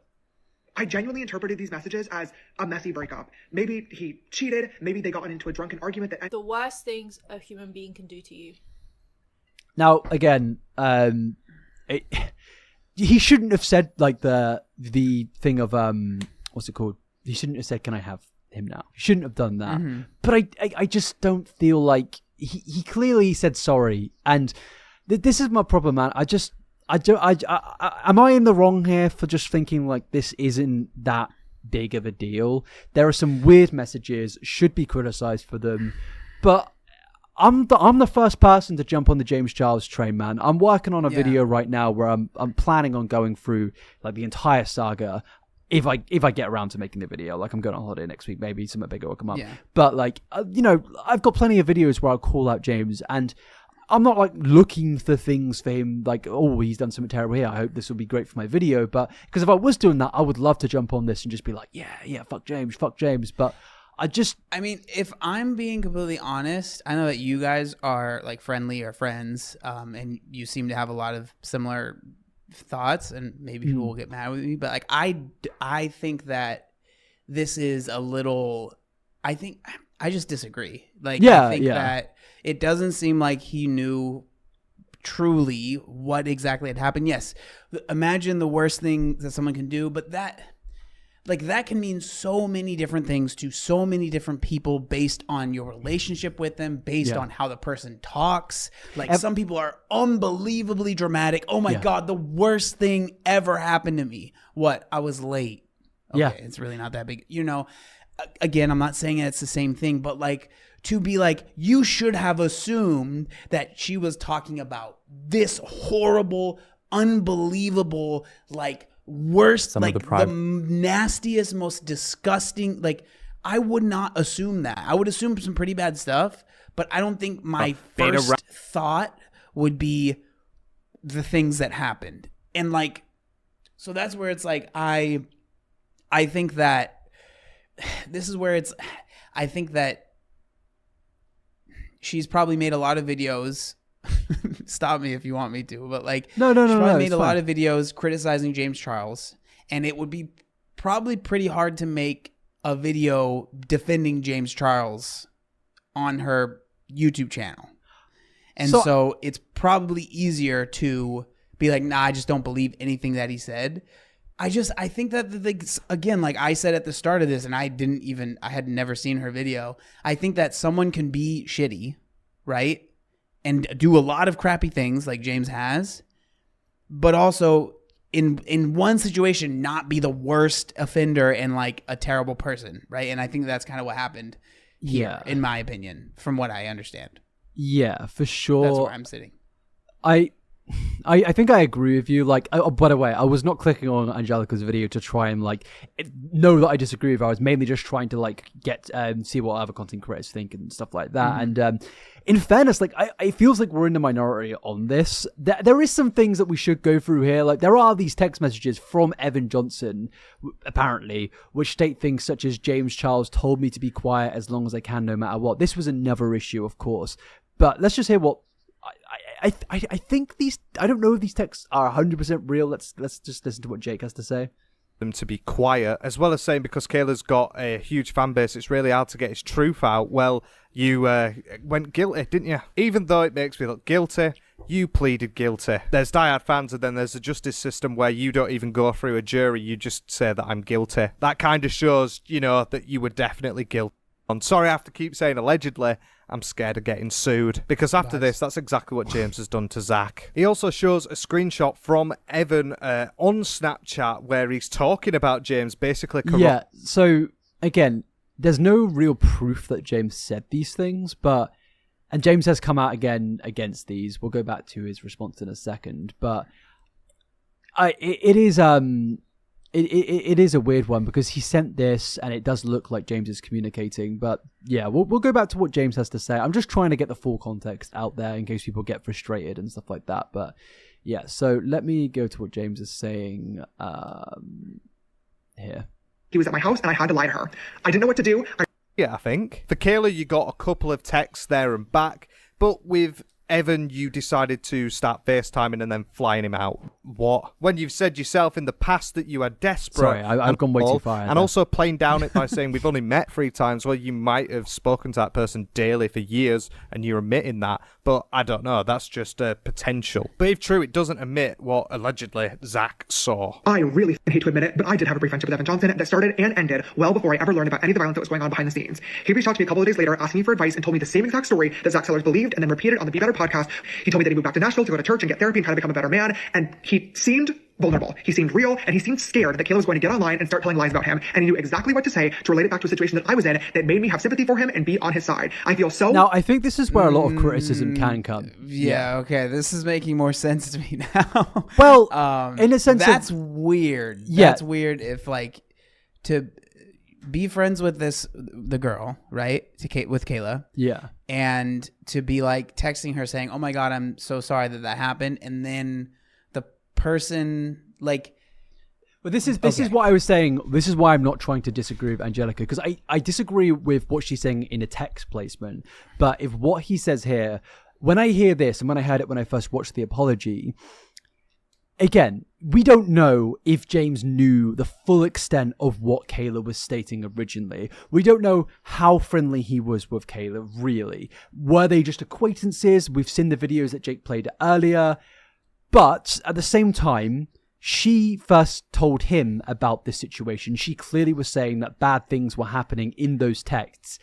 And he has sent those texts he has told Evan to lay low on this situation. And he's saying here that he regrets that because he just thought the person was vulnerable. Now, again, this is my issue here. There's so much speculation. There's so many messages that we haven't seen, that haven't been released. And this is my problem because I'm just kind of, it's almost like I'm going off vibes here. Am I analyzing the vibe that James knew fully to the extent of what was going on? I'm not trying, I'm more inclined to believe, honestly, that James, I don't know, because there's a part of me from the influencer brain that we thinks, don't know what their conversations were, right? Like, outside of text, maybe, like, in person. It seems like they were hanging out in person. Look, who knows? but there's how much he told him, right? There's the influencer part of me, which is just like, why would he even risk this? Why would he even like? He knows the potential here. Why would he risk that? And that makes me think maybe he just didn't really know the full story. But at the same time, it's like you were told, not really in detail, what was happening by Kayla, but you still were being friendly with him. It's very confusing. But let's just continue to hear what he's saying. Dumb for ever believing him, but when I was in a similar situation, all I cared about was anybody treating me like a human being and hearing me out and being there for him. So that's what I tried to provide. Now, again, this is something which maybe explains it in the sense of James has actually been lied about quite a lot. There are a lot of real allegations out there, but there are plenty of fake allegations. And James is also, he loves to be a professional victim. So maybe he was trying to relate. I don't know. Again, this isn't me defending. This is just me trying to like understand why I'm not so like 100% in on this. I do actually overall think he probably isn't in the wrong mostly for the weird texts, for what he did here of telling him to lay low. Very weird, right? Yeah, that's super weird. I didn't realize, like, I thought the extent was just that he said that weird thing. And I was like, I mean, that's really not that big of a deal. But okay, understanding to be fair, well, a big issue is that like people are still bringing up the text being like, you shouldn't have said, can I have him? Yeah, certainly. That's weird for sure. But like, that doesn't, again, that's to me that everyone's focusing on those texts and then not really focusing on what he's saying here. Yeah, I'm more like this is much bigger of a deal. deal. This is the juice, man. This is the thing where it makes me like, this is why I still have a negative opinion from this. Again, I don't really think this is the biggest thing in the world, and I don't like that this is taken away from the main story. But if we're gonna say why I don't like James in this situation, it's this. Closer, we would start FaceTiming. He was very idle and depressed, and eventually he told me that he wanted to come out to LA to escape and get his mind off of things for a weekend, so I invited him out. And again, you're inviting him out. It's like, dude, that's weird, bro. Like, that's weird, again, to do to a friend. Like, I'm just thinking, right, if this was a friend of mine and this was... I guess it's a little bit different, right? Because I don't know. I'm a straight guy, and so I just think girl, because I know that James is gay, right? Yeah, he is. Is he okay? And so like I just couldn't imagine a friend of mine breaking up with his girlfriend, right? And if I'm wrong with this, please let me know, and maybe I am. But like breaking up with his girlfriend and him saying she did some horrible stuff, and like I just can't, I had to break up with her because of all these things. And then a few weeks later being like, hey, do you wanna come over here? Like, that's weird, man. And this is what I'm confused about. Like, for one, again, it's the middle ground thing that we were mentioning earlier. You have people being like, oh, this is the best text, this is the best response ever, because he's shown the receipts that the messages that he sent weren't actually weird in context. But at the same time, there's the people who were like, oh no, he's absolutely, this is the worst thing on planet Earth. But at the same time, it's like the middle ground of, he has done something really, really weird here. Fuck the text messages. We don't care about that. Let's focus on the fact that he was told that this person had done something terrible, and and also it's a case of like, can you imagine, like, even like say you're not that close with someone, but you're close with them to the extent of where you're like, yo, you want to like be in my say if you released a clothing company, right? I'm trying to like think of how to word this correctly. So you release a clothing company, and you find out that, say I've been being abused, and I message and I message you, but you message me and be like, yo, do you want to like be on my clothing company and like take photos for it and stuff like that? And I'm like, yeah, but also I've just gone through a breakup. My partner was very abusive. And then 2 days later, you're messaging, you don't get the full story, but 2 days later, you're messaging that same ex-partner of mine being like, yeah, lay low, come out, let's hang out, let's have a good time. It's like, that's fucking weird. Yeah, that's just weird. It's like, what kind of friend does that? Yeah, and even if you're not best friends, that, like, it's weird. Yeah, it just doesn't feel like a kind thing to do. Yeah, that's kind of the vibe that I'm getting off. And the thing is this doesn't mean that James had sex with this guy. This doesn't mean that James spent his life protecting this guy. What I imagine is, I don't think he's a good person. I think he's done something shitty here. And I think maybe at first he was like, oh, you're like a victim like me. People are lying about you. Mm-hmm. But then I think behind the scenes, he probably learned, oh shit, this guy's actually bad. And then he was like, cut ties. That's what I think happened. I don't think he tried to defend him. I think at first he did. I think at first he was like, oh, you're a victim like me. You're a victim like me. Yeah, that's But this is my problem. It's like there is a very real story here, and that's fine. But James, you're not a victim. I'm just saying. Yeah, You but know? and it's also like, let's focus on the real story. Let's focus on the fact that he's done this really fucking weird thing here. I don't care about the texts personally. Sorry, let's see what Jake Bass has to say. Something that I've seen no one really talk about. Well, he did speak to him a couple of days So after. he's the British brain man. We've got the analytical thinking. He knows. Also, he definitely has a thicker accent than you. I was wrong at this. He's a northern man. I was wrong. I was wrong about that. And also, Angelica, if you're watching this, my bad. All right, I think I was wrong about. Hey. If it seemed like I called you out, okay. We're all fine. Yeah, I mean, I'm learning to be here, fair, okay, yeah, I'm learning. I didn't realize the situation. on the second half, the call out, we retract it. Well, you retract it. But the first part, I think, is valid. I think it's fine to disagree with the texts, you know? And I'm sure Angelica is going to get into what Jake was saying. We just haven't gone through the entire thing.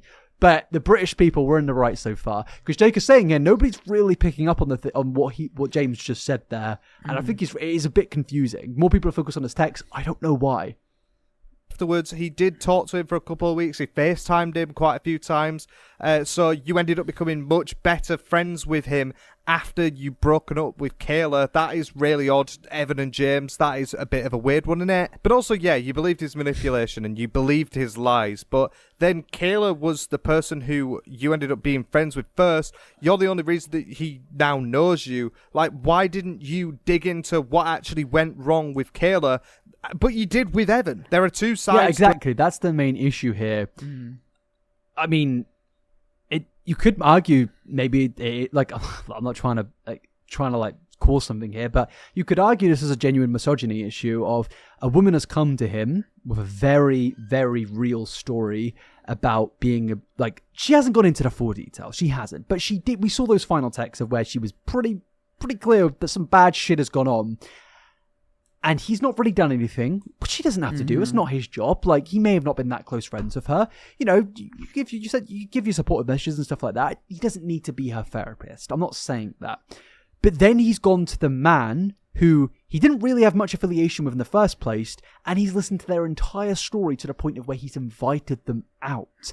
There's an issue there. There is a real fucking issue there. Am I reaching? Well, no, and it does, man, I'm flipping here, but like it does make that original text seem weirder for sure, because he did do that. He did try and have him now, at least to a certain extent, like from if from what I'm understanding, their relationship was a certain way before this happened. Yeah. And then after it happened, it became closer.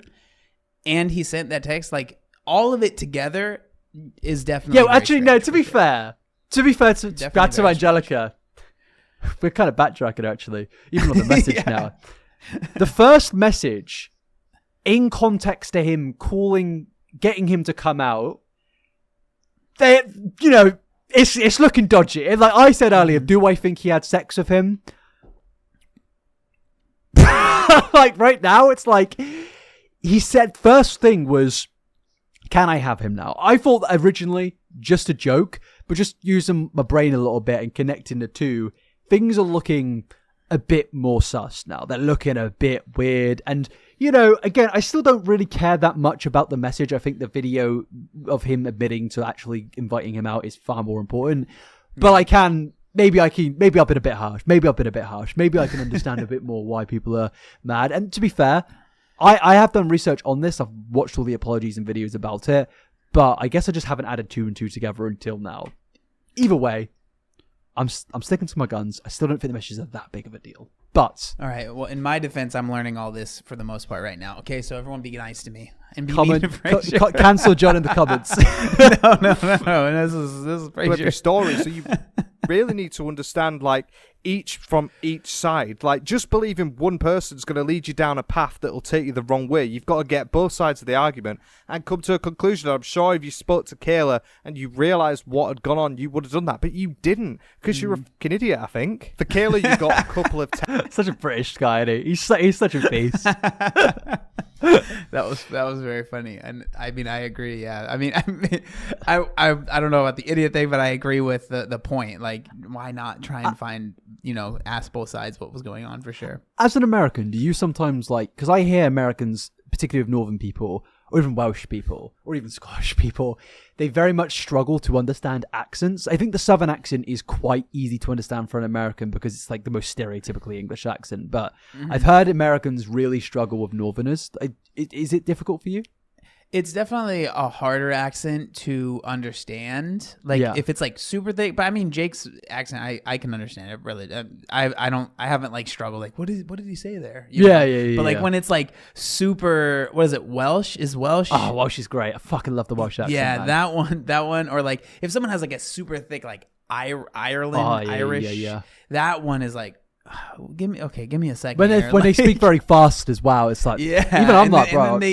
And then they use a lot of words that I'm like, that is not a word here, brother. I don't even know what that means. Dude, sometimes I say I like there's things in my vocabulary which I only really recently have like discovered that in America just those words aren't used, or they just don't understand it. I can't think of the ones off the top of my head right now, but sometimes I'm like, I've seen TikToks being like Americans discovering British words, and I'm like, that's just like a common phrase used every day in the UK.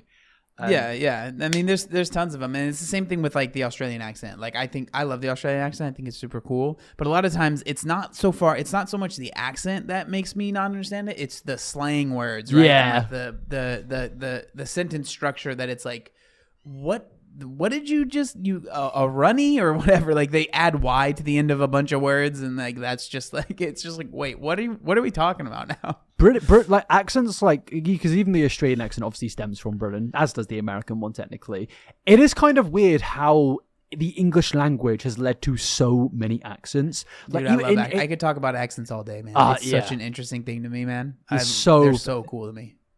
If we remember. We'll get into it after this. We should try not to stray off topic because we easily could because the accent conversation is fun. But let's stick to the James thing for a second. Let's get to the second part. Be on the wrong side of things, and that was confirmed as soon as Kayla noticed that he was at my house and I had to lie to her. I didn't know what to do. I realized then that I was in the middle of a very messy situation that I should... Sorry, Jake looks really scared. His face is so he's just disgusted is what the face that I see. I saw a comment which really made me chuckle. Let me try and find it. Yeah, when you're watching James's video, you look horrified. You look like you're watching the start of a snuff video. He does look fucking terrified, to be fair. I should have never gotten involved with in the first place, but this man was staying with me and I didn't know how to get out of it. Later on that night, I told Evan straight up I was uncomfortable, I was upset that I had to lie to her, and that we could not hang out any further. He respected that, and the next morning, he flew home. Also, but like, okay, actually let him speak. Like, you know full well that Kayla is going to be making a video on this because she said that. And like... I mean... It's very strange that you would put yourself in that position, to me. Like, if you know that there's going to be a video out, like... It's just bizarre, man. I don't understand why. I mean, like the only thing I can think of is like, I mean, maybe he just doesn't have no friends, man. Like, oh yeah, no, I definitely think that James and in his personal life, he definitely is like a fucking like. I don't feel mean saying this because of all the things that has happened, but he's definitely a bit of a loser. Like I think he's a bit of a recluse. I think socially and publicly, he's got his little influence of friends, but they probably don't want to be friends with him. You know, I imagine it's a case of like, be in the videos, get the clout. Go home, you know? I think that behind the scenes, everyone has a collective same opinion on James Charles for the most part.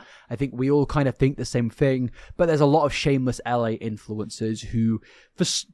I say for some reason, but I know why they persist with James because he still gets numbers. That's what's wild about him. He still is massively popular, and I think people will do anything for a little bit of clout. But yeah, and I think with Evan, James was like probably the only person willing to talk to him because from what I could see, there's a lot of things from starting to go around behind the scenes. And James even says in that clip there that he had to lie to Kayla, and it's like it clearly got to a point of where on the day of him coming, he knew what he was doing was wrong. So it's like, how have you even gotten into that position of this guy flying out? Like, flying out is crazy. That's like such a commitment. It's not like, oh, he lived around a corner. He got on a plane, he got his passport out, went through security. Like, that's wild. And I think James definitely isn't a victim in this situation. Do I think it's like the worst thing on planet Earth? Honestly, maybe my brain's just warped because I already think James is terrible and this isn't like the biggest drama ever for him, but I don't think it's the worst thing, but I get the criticism. I really do. And honestly, the more I think about it, the Be Better thing in the interview, I think that was silly. I don't think they probably should have done that. But in general, I'm kind of confused to why or how he's going to sue people over this, because there's a lot of connecting messages, and especially with his actual, ironically enough, I feel like his response does vindicate a lot of criticism. Like, beforehand, this response, I was kind of like thinking, well, it's all speculation, there's no outright proof.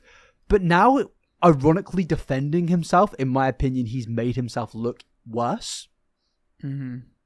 Yeah, it seems like kind of the vibe that I'm getting now is that he chose a side, and that side has lost, and now he's like, no, I didn't choose. No, they suck. Yeah. What are you talking about? No, I don't want to be. I don't like them. They're the worst, and I agree with all of you guys now. But do you think?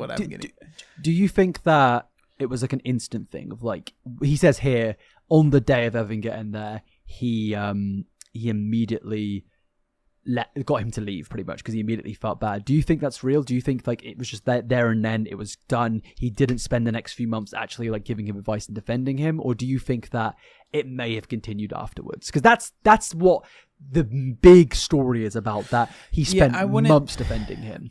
I wouldn't be surprised if it was like, okay, publicly I need you to leave, but then privately, maybe behind the scenes, he was continuing, the relationship in some way. Yeah, and I guess in defense of Angelica and even Jake here, even like I haven't actually disagreed with Jake yet at all, but in their defense, you can kind of see, especially the longer you think and talk about it, you can kind of see why people think are going with the narrative that they are, Maybe I'm feeling a little bit nice today. Maybe I am. But I can understand why people have gone down this narrative. The one thing that does now confuse me is what you brought up earlier of people being like, oh my God, you've disproved everything. Like, if you go to James's comment section now, it's people being like, wow, King, I'm so sorry for doubting you. Like, basically like praising him like he's like this God that's done nothing wrong. And it's like, he's admitted to bad things here. Like, he's admitted to things that are bad. So where's the defense really? Like, he's not really defended himself here. It's more he's made it look less worse. But it's not a hero story. It's not he's in the right completely. It's just, I wasn't as bad as everyone thought I was, Yeah. But either way, I mean, overall, this story, I don't really think it's going to go anywhere after this. It kind of seems that the thing is dying down now. James released this response video. People have, called him out like Angelica, Jake, and other influencers. But I kind of imagine James is going to kind of move on now because, he's once again brainwashed his audience into thinking that he's done like the complete right thing in this situation. Do you really think he's going to sue people? I don't know, man. I'd be surprised if he actually went through with it. Yeah, same. Because like suing someone takes a long time. Takes years usually, right? Especially in America. Go through. With defamation. Dude, and so I think that like you said earlier, right? A lot of times the tactic is to say you're going to sue someone to scare them, and then to make them do something, right? To take down the video, to whatever it is that kind of that's what you're trying to get out of it. That's what happened with me when I got sued. Other people did get sued, but I feel like they knew of me that they didn't have a case, but they wanted to scare me with the cease and desist letter, They wanted to be like, oh, well, we can scare him and maybe he'll take it down because he doesn't have an understanding of the legal system. And maybe that's what he's trying to do here. Maybe he's trying to deter people, like Jake said in this video. Oh, please don't sue me. But he says he's trying to not get sued. And again, I should just say, like, everything that we're saying here for legal reasons is obviously speculation and just going over the stories that are now completely in the public. And yeah, I don't really think there's any issue with that because James himself has now made this such a public story, and maybe he has a case in the Be Better situation. You know, again, don't really care about that whatsoever. More concerned about what he's saying in his response video. But either way, I would be very surprised if he actually went through with a lawsuit on the Be Better thing. I don't know. It would cost a lot of money. And honestly, I think James probably wants to stay away from the legal system right now. Yeah, and it definitely seems like the response was almost tailor-made to make him look as good as possible. Absolutely. Right? With the sentiment definitely going against the person that he was trying to be friends with for whatever reason, right? Yeah. And so like going straight into it being like, I'm suing everyone and I'm glad that this happened and yada yada yada, right?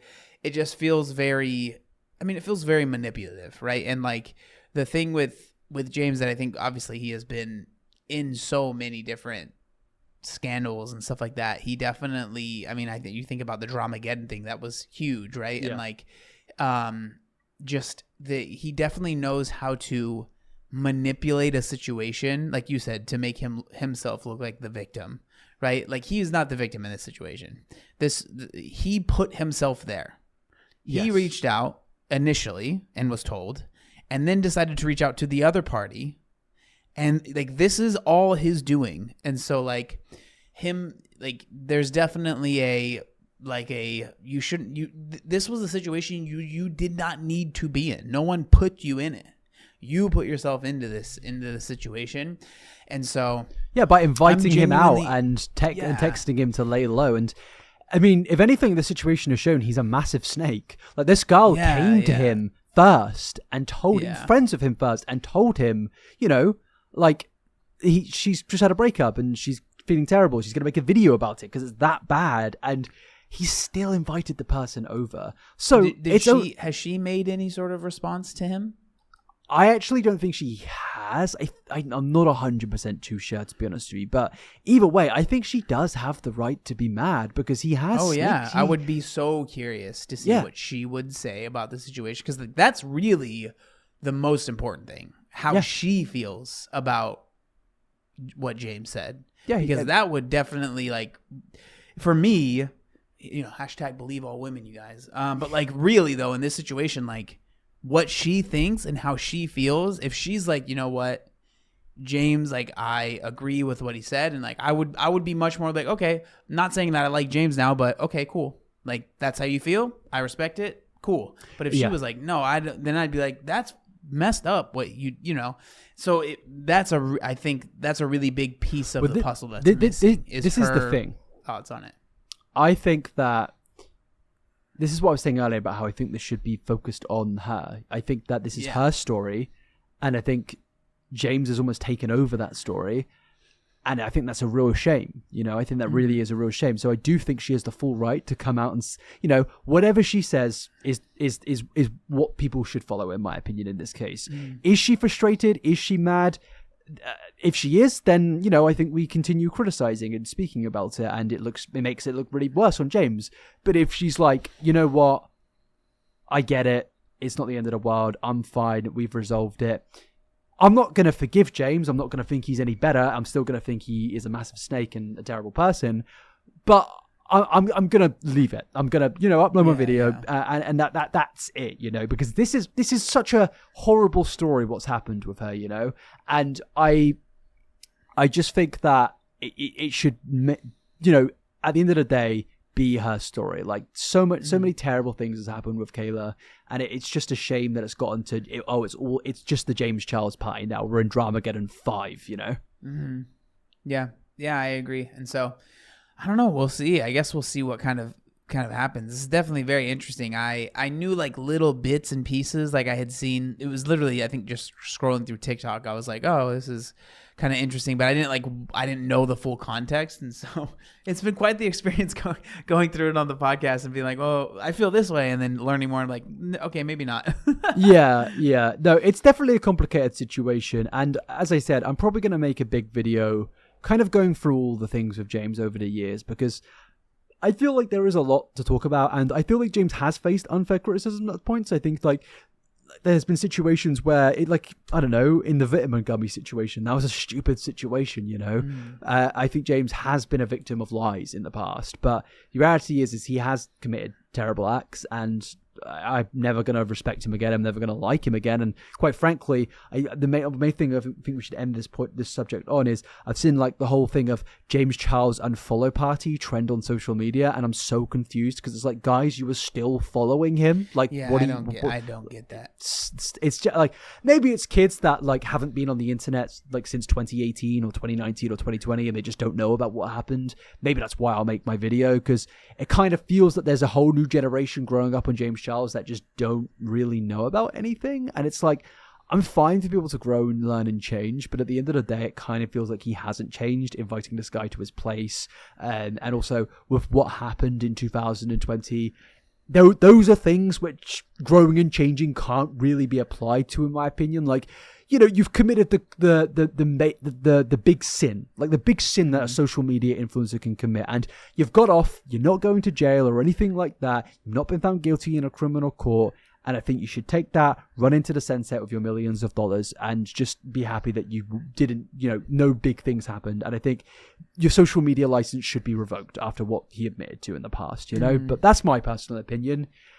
Clearly, you know, he's not taking my advice and he's just fucking doing whatever he wants. But again, not really shocked, because as much as we may have seem a bit defensive of him here, I think it's just more, we're just trying to be a bit nuanced, you know. And I do think he is trash. But yeah. I mean, like, I think the way I see it is there are people that do terrible things, and I think James Charles has done terrible things multiple times. But just because someone has done terrible, that doesn't mean that they can't do something that's not terrible. Yeah. But that being said, from what I've learned through the course of this podcast, it seems like he has kind of continued making terrible decisions. Yeah, that's absolutely. kind of the vibe that I get off of this, for sure.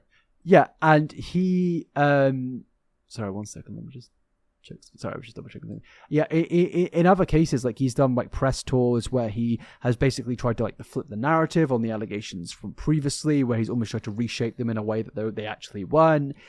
Very much, he's such a calculated person. Obviously, he has a PR team, and again, it just feels like he hasn't changed whatsoever. If anything, just exactly the same. So I get the social media narrative. I understand why people are like, you know, it's this one horrific thing, and that's that. Like, I fully get that, and I'm not even trying to like start any beef or like disagree with people. I understand why people are mad, but for me, I'm just gonna try and be a bit nuanced here, you know, mainly due to the fact that there's another story here, the main story, you know, and that should be focused on. But yeah, that's my opinion on the situation. But yeah. Yes, I agree. That's where I'm at too. And with that, we'll end the main topic there, because, you know, we went for a good hour and a bit there. I'm pretty impressed, man, considering that you had not much idea about this whole situation beforehand. Just very surface level understanding, but, you know, I'm here to learn. That's what I'm here for. Yeah, absolutely, man. We almost went into a big spiel about accents. I could feel that we were like course correcting into like not course correcting, going off course, and then we course corrected, because that could have been a 20-minute. Like, I think in the last video about Jojo Siwa, there's like a 20-minute section of where we we just completely go off topic, which is the beauty of podcasts at the end of the day. But I'm glad we managed to control ourselves when it came to accents. Yeah. I mean, I'm definitely down to. We need to get someone that's an accent expert on the podcast, and we can just ask them a bunch of questions. I get fascinated when I see like actors who can just switch into another accent. Yeah, like, it's dude. so cool. I'm sure you've seen those. I think it's Wired that does like the guy that's like the accent expert, and he knows all about the dude. That guy is so cool to me, man. Like, the fact that he knows the origins of all the accents, but he can also do them. Yeah. And so like he'll be talking about an accent, and then he'll be like, and then this accent changes to this, and then his voice changes to the, and I'm just like, bro. Yeah, that's it's the so insane. It's so insane. And I feel like if there's the one thing the UK has, it's accents. Like, Dude, it's crazy, bro. Yeah. Like you'll drive 15 minutes and it's a completely different accent. it's like, it's what wild, is bro. happening here? Like, and I don't think there's any other country like it. I don't really know the reasoning behind it, but you can, yeah, as you said, 15 minutes and there's somebody with completely different accents. It really is like so mad. Like my brother has a completely different accent to my dad because my dad lives in the west of the country. My brother lives in the my brother lives in the west of the country. My dad lives in the east of the country, and they both have like farmery accents, but they're very different and specific niche farmery accents. And then you have me. I don't have a farmery accent. I feel like I have like a normal, regular British accent, and it's like Yeah, yours seems very regular to me, but I don't know nothing Yeah. about British accents, so you know. But then you go to like the north, you have like a Geordie accent, you have a Mackham accent, you've got like people in like Jake, for example, he has like a Bradford accent. Then yeah, you go his is almost like it almost sounds not Scottish, but It's like like- that's like the vibe I get off. it's of like a it. Yorkshire accent. But even Yeah. Yorkshire has like subsections of where people in different parts of Yorkshire have different accents. Like you have the Mancunian accent as well, which I think is Lancashire, and then you have people in Scotland, obviously, who have really strong accents. And what fascinates me is maybe it's because like I don't speak the language, but when you hear say like Chinese or Japanese, a lot of it, from what I've read, it doesn't seem that they have like there's many different accents as like English speaking accents, and the same goes for like Spanish, for example. Whenever I speak to my Spanish family, they all sound very similar. And it's very interesting that in other languages, the accent thing doesn't translate as much. I'm sure there is different accents, but in English, we're just weird with that. Even in America, like there's so many different accents there, you know, like crazy amounts. And Yeah. yeah, It's so interesting, man. Like, yeah, there's like, there's obviously where I am at, like the Boston accent or New England, but even in New England, there's different kinds of different accents, and then there's New York, and then there's all the Southern accents, the Midwestern accents. There's the, like the non-accent, which I feel like I kind of don't sound like I have an accent. But you definitely maybe have I an do, accent. and I just think. okay. When I hear you, like, it definitely is like a Boston-y accent, weirdly. No, not Boston, because you're not from Boston. But like, you sound like Yeah. you have like a. I don't know. To me, like, if I heard you and like, if I didn't know anything about America, I'd be like, that guy's from like East Coast America, near New York, maybe. Not Really? You think yeah, so? maybe. Like, I don't hear your voice, and I'm like, like the western side of America, like California or something like that. I really don't. Really? Yeah, I don't hear that in you, to be honest with you. But when I hear someone like James Charles, I hear California, like Los Angeles, 100%. Yeah. But it's weird though, because I have like friends that live in like the American South, and they don't have like American South accents. Like they don't have, but their parents do, and I think a lot of it may come down to like a lot of them grew up on the internet, watched a lot of content creators. Yeah. Like I have friends in Brazil who have accents that sound like British YouTubers, which is crazy, but they learn That English is- because yeah, of that's British funny. YouTube. It's so Yeah. it's so bizarre. Like there was this girl that I used to know who sounded like Zoella, like just distinctly like Zoella, and I was like, bro, this is fucking weird. I feel like I'm speaking to somebody that I've made a video on. Yeah. That's But- interesting. Yeah, that's the accents to me, man. It's some of the most interesting stuff, just how they happen and just like, yeah, how they. I do think that I wonder how, like, if they will continue to be as distinct, or with the internet being the way that it is, right? If they will kind of be more homogenized is maybe the term I'm looking for, Yeah. where it will be less. They'll be less intense. I don't know. Yeah, no, it definitely is interesting to see where it goes. I mean, especially with like how big some languages are. Like obviously Mandarin is huge. English is kind of seen in the Western world as like the universal language. It is interesting to see where we kind of go. Maybe one day we'll all speak the same language. That would be very boring though. It would be boring. It would be be helpful, boring. but it would be boring. Yeah, it's weird because whenever I think of like aliens, you just assume that they would all like if there was a race of aliens, they would all be able to talk to each other. But in reality, right? There's probably like if there is a planet out there that has aliens that are, that can speak, there's probably tons of them that can't talk to each other because Yeah. they don't speak the same language. You know, Well, I don't people know, it's assume kinda that aliens are interesting going to to come here and they're going to be like, take us to your leader or something like that. But it's Yeah. like, bro, they're not going to know English. Like, there's a Yeah. chance of like an alien comes to this planet and we spend decades just trying to communicate with them. Like, they could be stood in front of you, but how do you make them understand what you're Yeah. even saying? They don't Yeah, have 'cause even Earth. the gestures that we would Yeah. do wouldn't make sense. Like, They- because for most people, you can be like, you know, look or Yeah. like listen, or you can even do like a heart or something, and they'd probably understand what you're doing. But like an alien that's from another planet, those things they're not going to make sense. Yeah, unless they're like humanoids like us, where they have two eyes and speak like Yeah. they're like, it's gonna be like if we ever do get in contact with like an alien species, I think a very unspoken thing is how the fuck are we even going to communicate with these guys? Even if they're not evil, if they're not trying to take over the planet, they're just trying to communicate with us.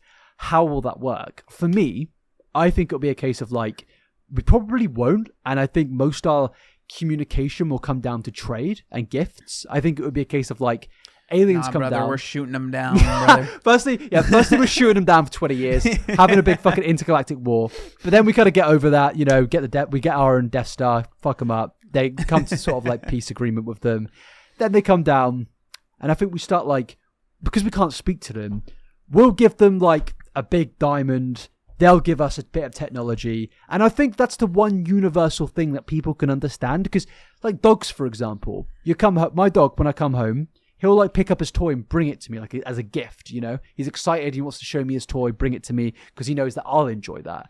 And I think gifting is like a universal thing, like an interspecies thing. And I imagine it would be the same with a highly intelligent alien being, you know? So they give us something that they think's cool, we give them something that we think's cool, and that's kind of like we're buddies now. Can't understand Yeah. each other, but we've given something to each other, you know? Yeah. So speaking about things that we think are cool, have you been playing any games recently? Yeah, I've been playing so I've been playing a lot of Persona 5, but I've had a new game take over my life recently of where I've been playing Clair Obscura Dude, Expedition yes. 33. Have you been playing it? Dude, yeah, I've been It's playing. fu- I'm playing it's it on fucking stream. It's fucking awesome, It's so right? much fun, man. What act are you in? Oh, I'm still like halfway in Act 1. I played like 4 hours of it like one night ago. Like I really like got Oh, into okay. it that So night. you're at Early the very stages. beginning. Yeah. Yeah. Okay. Cool. So I won't spoil anything, but man, yeah, that game is so good, man. I recommend anyone, if you're someone that, even if you don't like turn-based combat, right? Because normally I'm like turn-based, I don't, that's not really for me. Play it. Even if you don't want, if you're like, sometimes those games are annoying and they're too hard and it takes too long to get through engagements, play it on story mode, man, and just the story is so good. Yeah. It's worth. It's like a movie, but like it's not like a case of like I'm not like a big Last of Us fan. I feel like that game's more of a movie than a video game. This is like both. You have genuinely good video game elements. Yeah. Like it's fun. The combat is amazing. It's difficult too. Like if you're playing on a fairly like some of the parrying on there. Like I thought, I've played Souls games. I know how to parry. I'm a honestly, parry god. yeah, I'm struggling with parrying. Like Yeah, I've they're played hard, like man. I just dodge most of the time now. yeah, I'm yeah, like, yeah. nah, I'm done. That makes life easier. And it's like you got to learn. Like it says learn the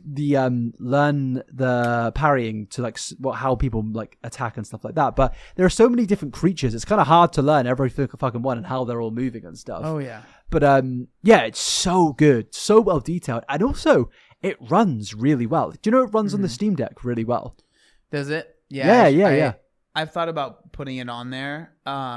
But yeah, dude, I've really been enjoying it. I've been trying to only play it on stream just because to like experience the story with the people that are like watching, which has been hard because I'm like all the time I'm like I just want to play it for like an hour, but like I don't. But yeah, dude, it's been so much fun. I've also recently one of my friend, his name's Buck. He's been streaming the new Doom game. He got like an early access key. Have you seen any gameplay of that? Yeah. I've been watching a few Dude, videos it looks about crazy, man. It like full disclosure, I've actually never played a Doom game. Same. Maybe like a little bit Of like Doom when I was 2016? really young. No, like the old Oh, Doom the games. OG. Maybe like a port kind of thing, like on like a jailbroken, because I had a jailbroken original Xbox that had like every arcade game ever made, right? Yeah. But maybe I played like a little bit, but like it was maybe 10 minutes, you know what I mean? And so I've never actually played, but like it just looks like I typed in chat, I was like, this game looks like it's made for someone with ADHD, because it's just like, just here, Well, that's there, the thing. go there, do this, do that, do that. Like Doom 2016 is like a fairly slow-paced game in comparison, and then apparently you get to like Doom Eternal. Like I've played some of Doom, like Doom 2016, like a few hours. Okay.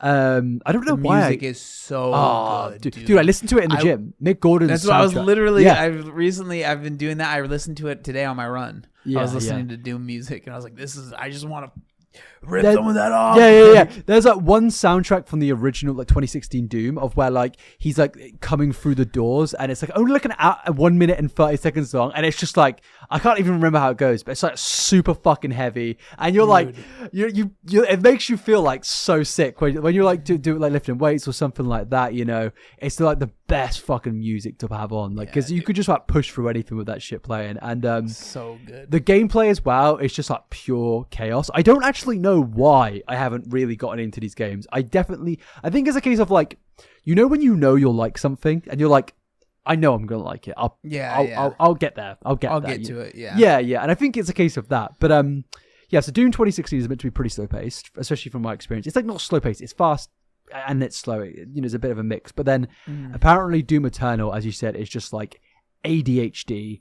Fucking like I think they described it as like a racing car game almost, of like it's so fast paced, and apparently this new one is exactly Dark the same. Ages, yeah, but apparently they weren't able to get Mick Gordon because apparently there was like a falling out between him and the game producer or something like that. Yeah, the music it's not bad, but it's definitely not the same. But it looks interesting. It's just, again, it's a full price game, and it's like, do I want to spend $70 on a game that? And this game isn't that long, which I don't really mind. Like honestly, I love Expedition, but I would be happy if it was a little bit shorter, because I could just get through it, because I don't want spoilers and I want to get through it as soon as I can. Is it a long game? Because I picked it up being like 30 to 40 hours. Oh wow! I thought it was like and so- 18 hours. Damn. No, and so I've been like trying to get through it, but it's like I don't stream every day, so it's like, and my streams, it's not like I'm streaming 6-8 hour. Some people do that. I don't. I like 2-3 hours maybe. And it's just like, man, there is an issue with games being too long. Like say like Kingdom Come 2, amazing game. I've got like 70 hours into it. Yeah, you still haven't beat it. I'm nowhere near the ending, and like I've kind of like Do you stopped think playing you're ever it. gonna beat it? Be honest. Probably not, bro, because it's so fucking Isn't that the long. worst feeling ever? Yeah, because you're like, I That want to, but it's like, frustrates me so hard, dude. Yeah. Like a game that I really like, but I'm like, dude, I've been playing this for over 100 Ages. hours, and I want to play other stuff, man. Yeah. Like like Persona, for it's the example, super good game, very like engaging and interesting. Maybe not everyone's cup of tea, but the game's like a fucking 150 hours long. Am I ever gonna finish that? Like, I think there's very few games that I've finished that are 100 hours long, and I feel like there is something beautiful about a game being 20 hours long. You get through the story, you complete it, and it's done. And then there's a post game, maybe there's achievement hunting, stuff like that, a boss rush or something like that. That is great, and I think there's a beautiful middle ground that we need to find of not too short, not fucking monstrosity level of massive. yeah, but also it would be nice if they weren't $70. Oh, that'd be beautiful. Because man. that's the one thing that's really nice about Expedition. It's $50, right? Yeah. And like, I don't get keys to these games. I know some people do. I don't. So I'm paying full price for all of these games, right? And so it's like, that's why some games like Monster Hunter, I've put over 100, I think I've put over 150 hours into that. But it's like, it's like just like there's not this like, oh, you have to do this and you're gonna find out about. It's like, no, you're doing the same thing over. You're fighting the monster, whatever. It's whatever. Like Helldivers was the same way. It was like there's no story to it really. I mean, Monster Hunter has a story, but with Helldivers, it's like you just go down, shoot the things, and there you go, right? But like when it's a game with a story and like it just feels like it's so stretched out. I don't know. It can just be. I would just love if it was 20 hours, but at the same time, 20 hours for $70. Oh, yeah, doesn't yeah, feel yeah. Great. And so it's like $50 is so nice to pay for a game. Like, say with the Yeah. Oblivion remaster, I was really enjoying it, but then I started playing Persona, then Claire Obscura came out, but I didn't feel bad about not playing it because I was like, well, you cost me like £40 or whatever it was. Like, that's not that bad. And I'm like, I don't feel bad abandoning this game for a bit and coming back to it later on. Whereas if I'm paying $70 or $80 for a game, I got to get my money's worth. And don't get me wrong, right? I'm financially well off. I can afford to buy games. But I know not everyone's like that. So I can only imagine the pressure of spending a lot of time working hard to get the money to buy a $70 or now $80 game. And you're like, this isn't just like a hobby. This is like almost like an investment of my time of I need to spend my money wisely and then purchase whatever game I think fits how I'm now going to spend my time, you know? So, and if a game is 20 hours long, and it's $80. It's like, I don't know, man. Yeah, now, that's gnarly. Yeah, and it's like, there are some. It's interesting though because like I was gonna say Mario Kart has obviously set the trend of $80 games. What's funny about Mario Kart is I actually will put 100+ hours into that game because it's kind of like Monster Hunter. It's like you're doing the same thing, repeat, and it's like that repeating games always take up time. Whereas the story games are weirdly harder to get through. And I think it's because you can kind of switch your brain off sort of thing. You know what you're doing, same sort of thing, and continue. Maybe Kingdom Come will fall into the case of I will actually maybe complete it because it's like almost like a life sim of you can do something different every time. It's not so focused. But I don't know really.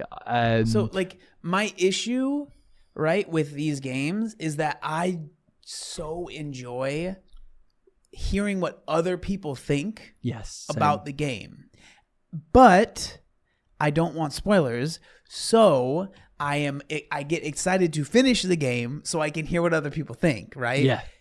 And so it's like I get in my head. I'm like, I just want to finish it. I just want to finish it. Because I want to see what other people think. Like it's like whenever I go watch a movie, almost every time I come home and I'm like, review of whatever the movie is, and I'm like, what do other people think about this? It's like one of my favorite things about like. I think it's just like trying to find that connection with other people. And so when a game is like Monster Hunter or Helldivers or whatever, you can put 5 hours in and then be like, okay, I've seen everything that the game is ever going to show you, really. And so now I can see what other people think, and you don't have to wait, right? But with like a story game, you kind of have to wait because you don't want to watch someone's review of the whole story if you haven't even seen it yourself, you know? And the thing is, it's like when you when you eventually finish that game, no one's going to be talking about it. You've missed the hype season. And now, there's going to be reviews up on YouTube, but like, there's not going to be any tweets about it anymore. And that kind of sucks. Like, sometimes I see like a game come out and people are like, best game ever, man. That was such a beautiful story. And I'm like, bro, the game came out 4 days ago. How are you doing? Dude. And it's even like with TV shows, right? With Andor, I've been fucking loving Andor. Such a good show. Couldn't recommend it anymore. But they do each episodes in a free episode release for 4 segments of this season, right? And the new episodes came out today, and they come out about 2 a.m. in UK time, and it's 3 episodes, all an hour long, pretty much. And I wake up, and I'm seeing people from the UK tweeting spoilers, and I'm like, where have you found the time to watch 3 hours? And it's not even 8 a.m. You've watched an entire movie, and like. Fair enough. But I'm more just like, how have you guys got the time? I literally am an influencer. I make YouTube videos for a living, and I still don't have the time to like. I'm maybe it's an ADHD thing. Maybe I get too distracted easily. But I'm so perplexed by how people complete things so quickly. And sorry to keep going on a rant here. Another issue I have with games now, especially with the cost of them. I almost feel inclined to do all of the side stuff rather than just like when I was a kid, I'd play the main story and then I may actually come back and replay the game and then do the side stuff. Now, because games cost so much, I'm like, you've got to do everything. You've got to speak to every NPC. You've got to do all these things. And it's like, it almost feels like there's pressure, if that makes sense. Yeah, no, I like with this game, Claire Obscure, I want to like rush the story because I want to like get to the end, but I don't want to spoil anything, but there's like parts of the game where it's like, if you do that, it's much harder, basically, Yes. right? And so I tried to do that, and then I regretted it, and I was like, okay, I had to tuck my tail between my legs, and I was like, okay, let me go do the side stuff so I'm stronger, and I'm not getting, just destroyed by this person in the game, right? Yeah. And so it was like, but yeah, dude, no, I get you, man. It's definitely like, it's something that I struggle with games, man, is like wanting to finish them and then just feeling like you're always kind of behind because, like, especially like a lot of my friends, like streaming is what they do, right? Streaming is just kind of like, I do it, but it's not like, that's not my main thing. And so they're streaming 6-8 hours a day, and I'm not doing that. And then they're like finished with the game, and I'm like, bro, I still have so much time before I'm gonna be done with this. And then I feel left out, and you have the FOMO, and it's like, Yeah. come on, man. Yeah, no, I completely get it, man. And like, like we talk, like I feel like because we talk about it here, maybe we talk about games more in the future. Maybe I'll feel more inclined to like push further so we can talk about it more. Maybe it's a good way of excusing us to ourselves of, oh, technically this could be considered for our jobs because we're going to speak about it for 5 minutes on the podcast. But There you go. but there is a case of like, I do sometimes feel bad playing games sometimes. Like, when you've been on a game for too long. And I hate that feeling, man, because it's like, you're enjoying it. Like, you shouldn't feel pressured to do what. Like, you should, like, feel like if you're enjoying something, you shouldn't feel bad for it. And I think just as you get a bit older, I think the fact that it's just like, it's not real and you're just sat at a computer screen, I feel like you're almost made to feel bad. But I try to tell myself, don't think like that. If you're enjoying something, like, there's no different to, like, me watching a football match is no different to me playing a video game at the end of the day. Because, like, yeah, like, the sport is real, but at the end of the day, it's just a game. It's just a game of people kicking a ball in the net.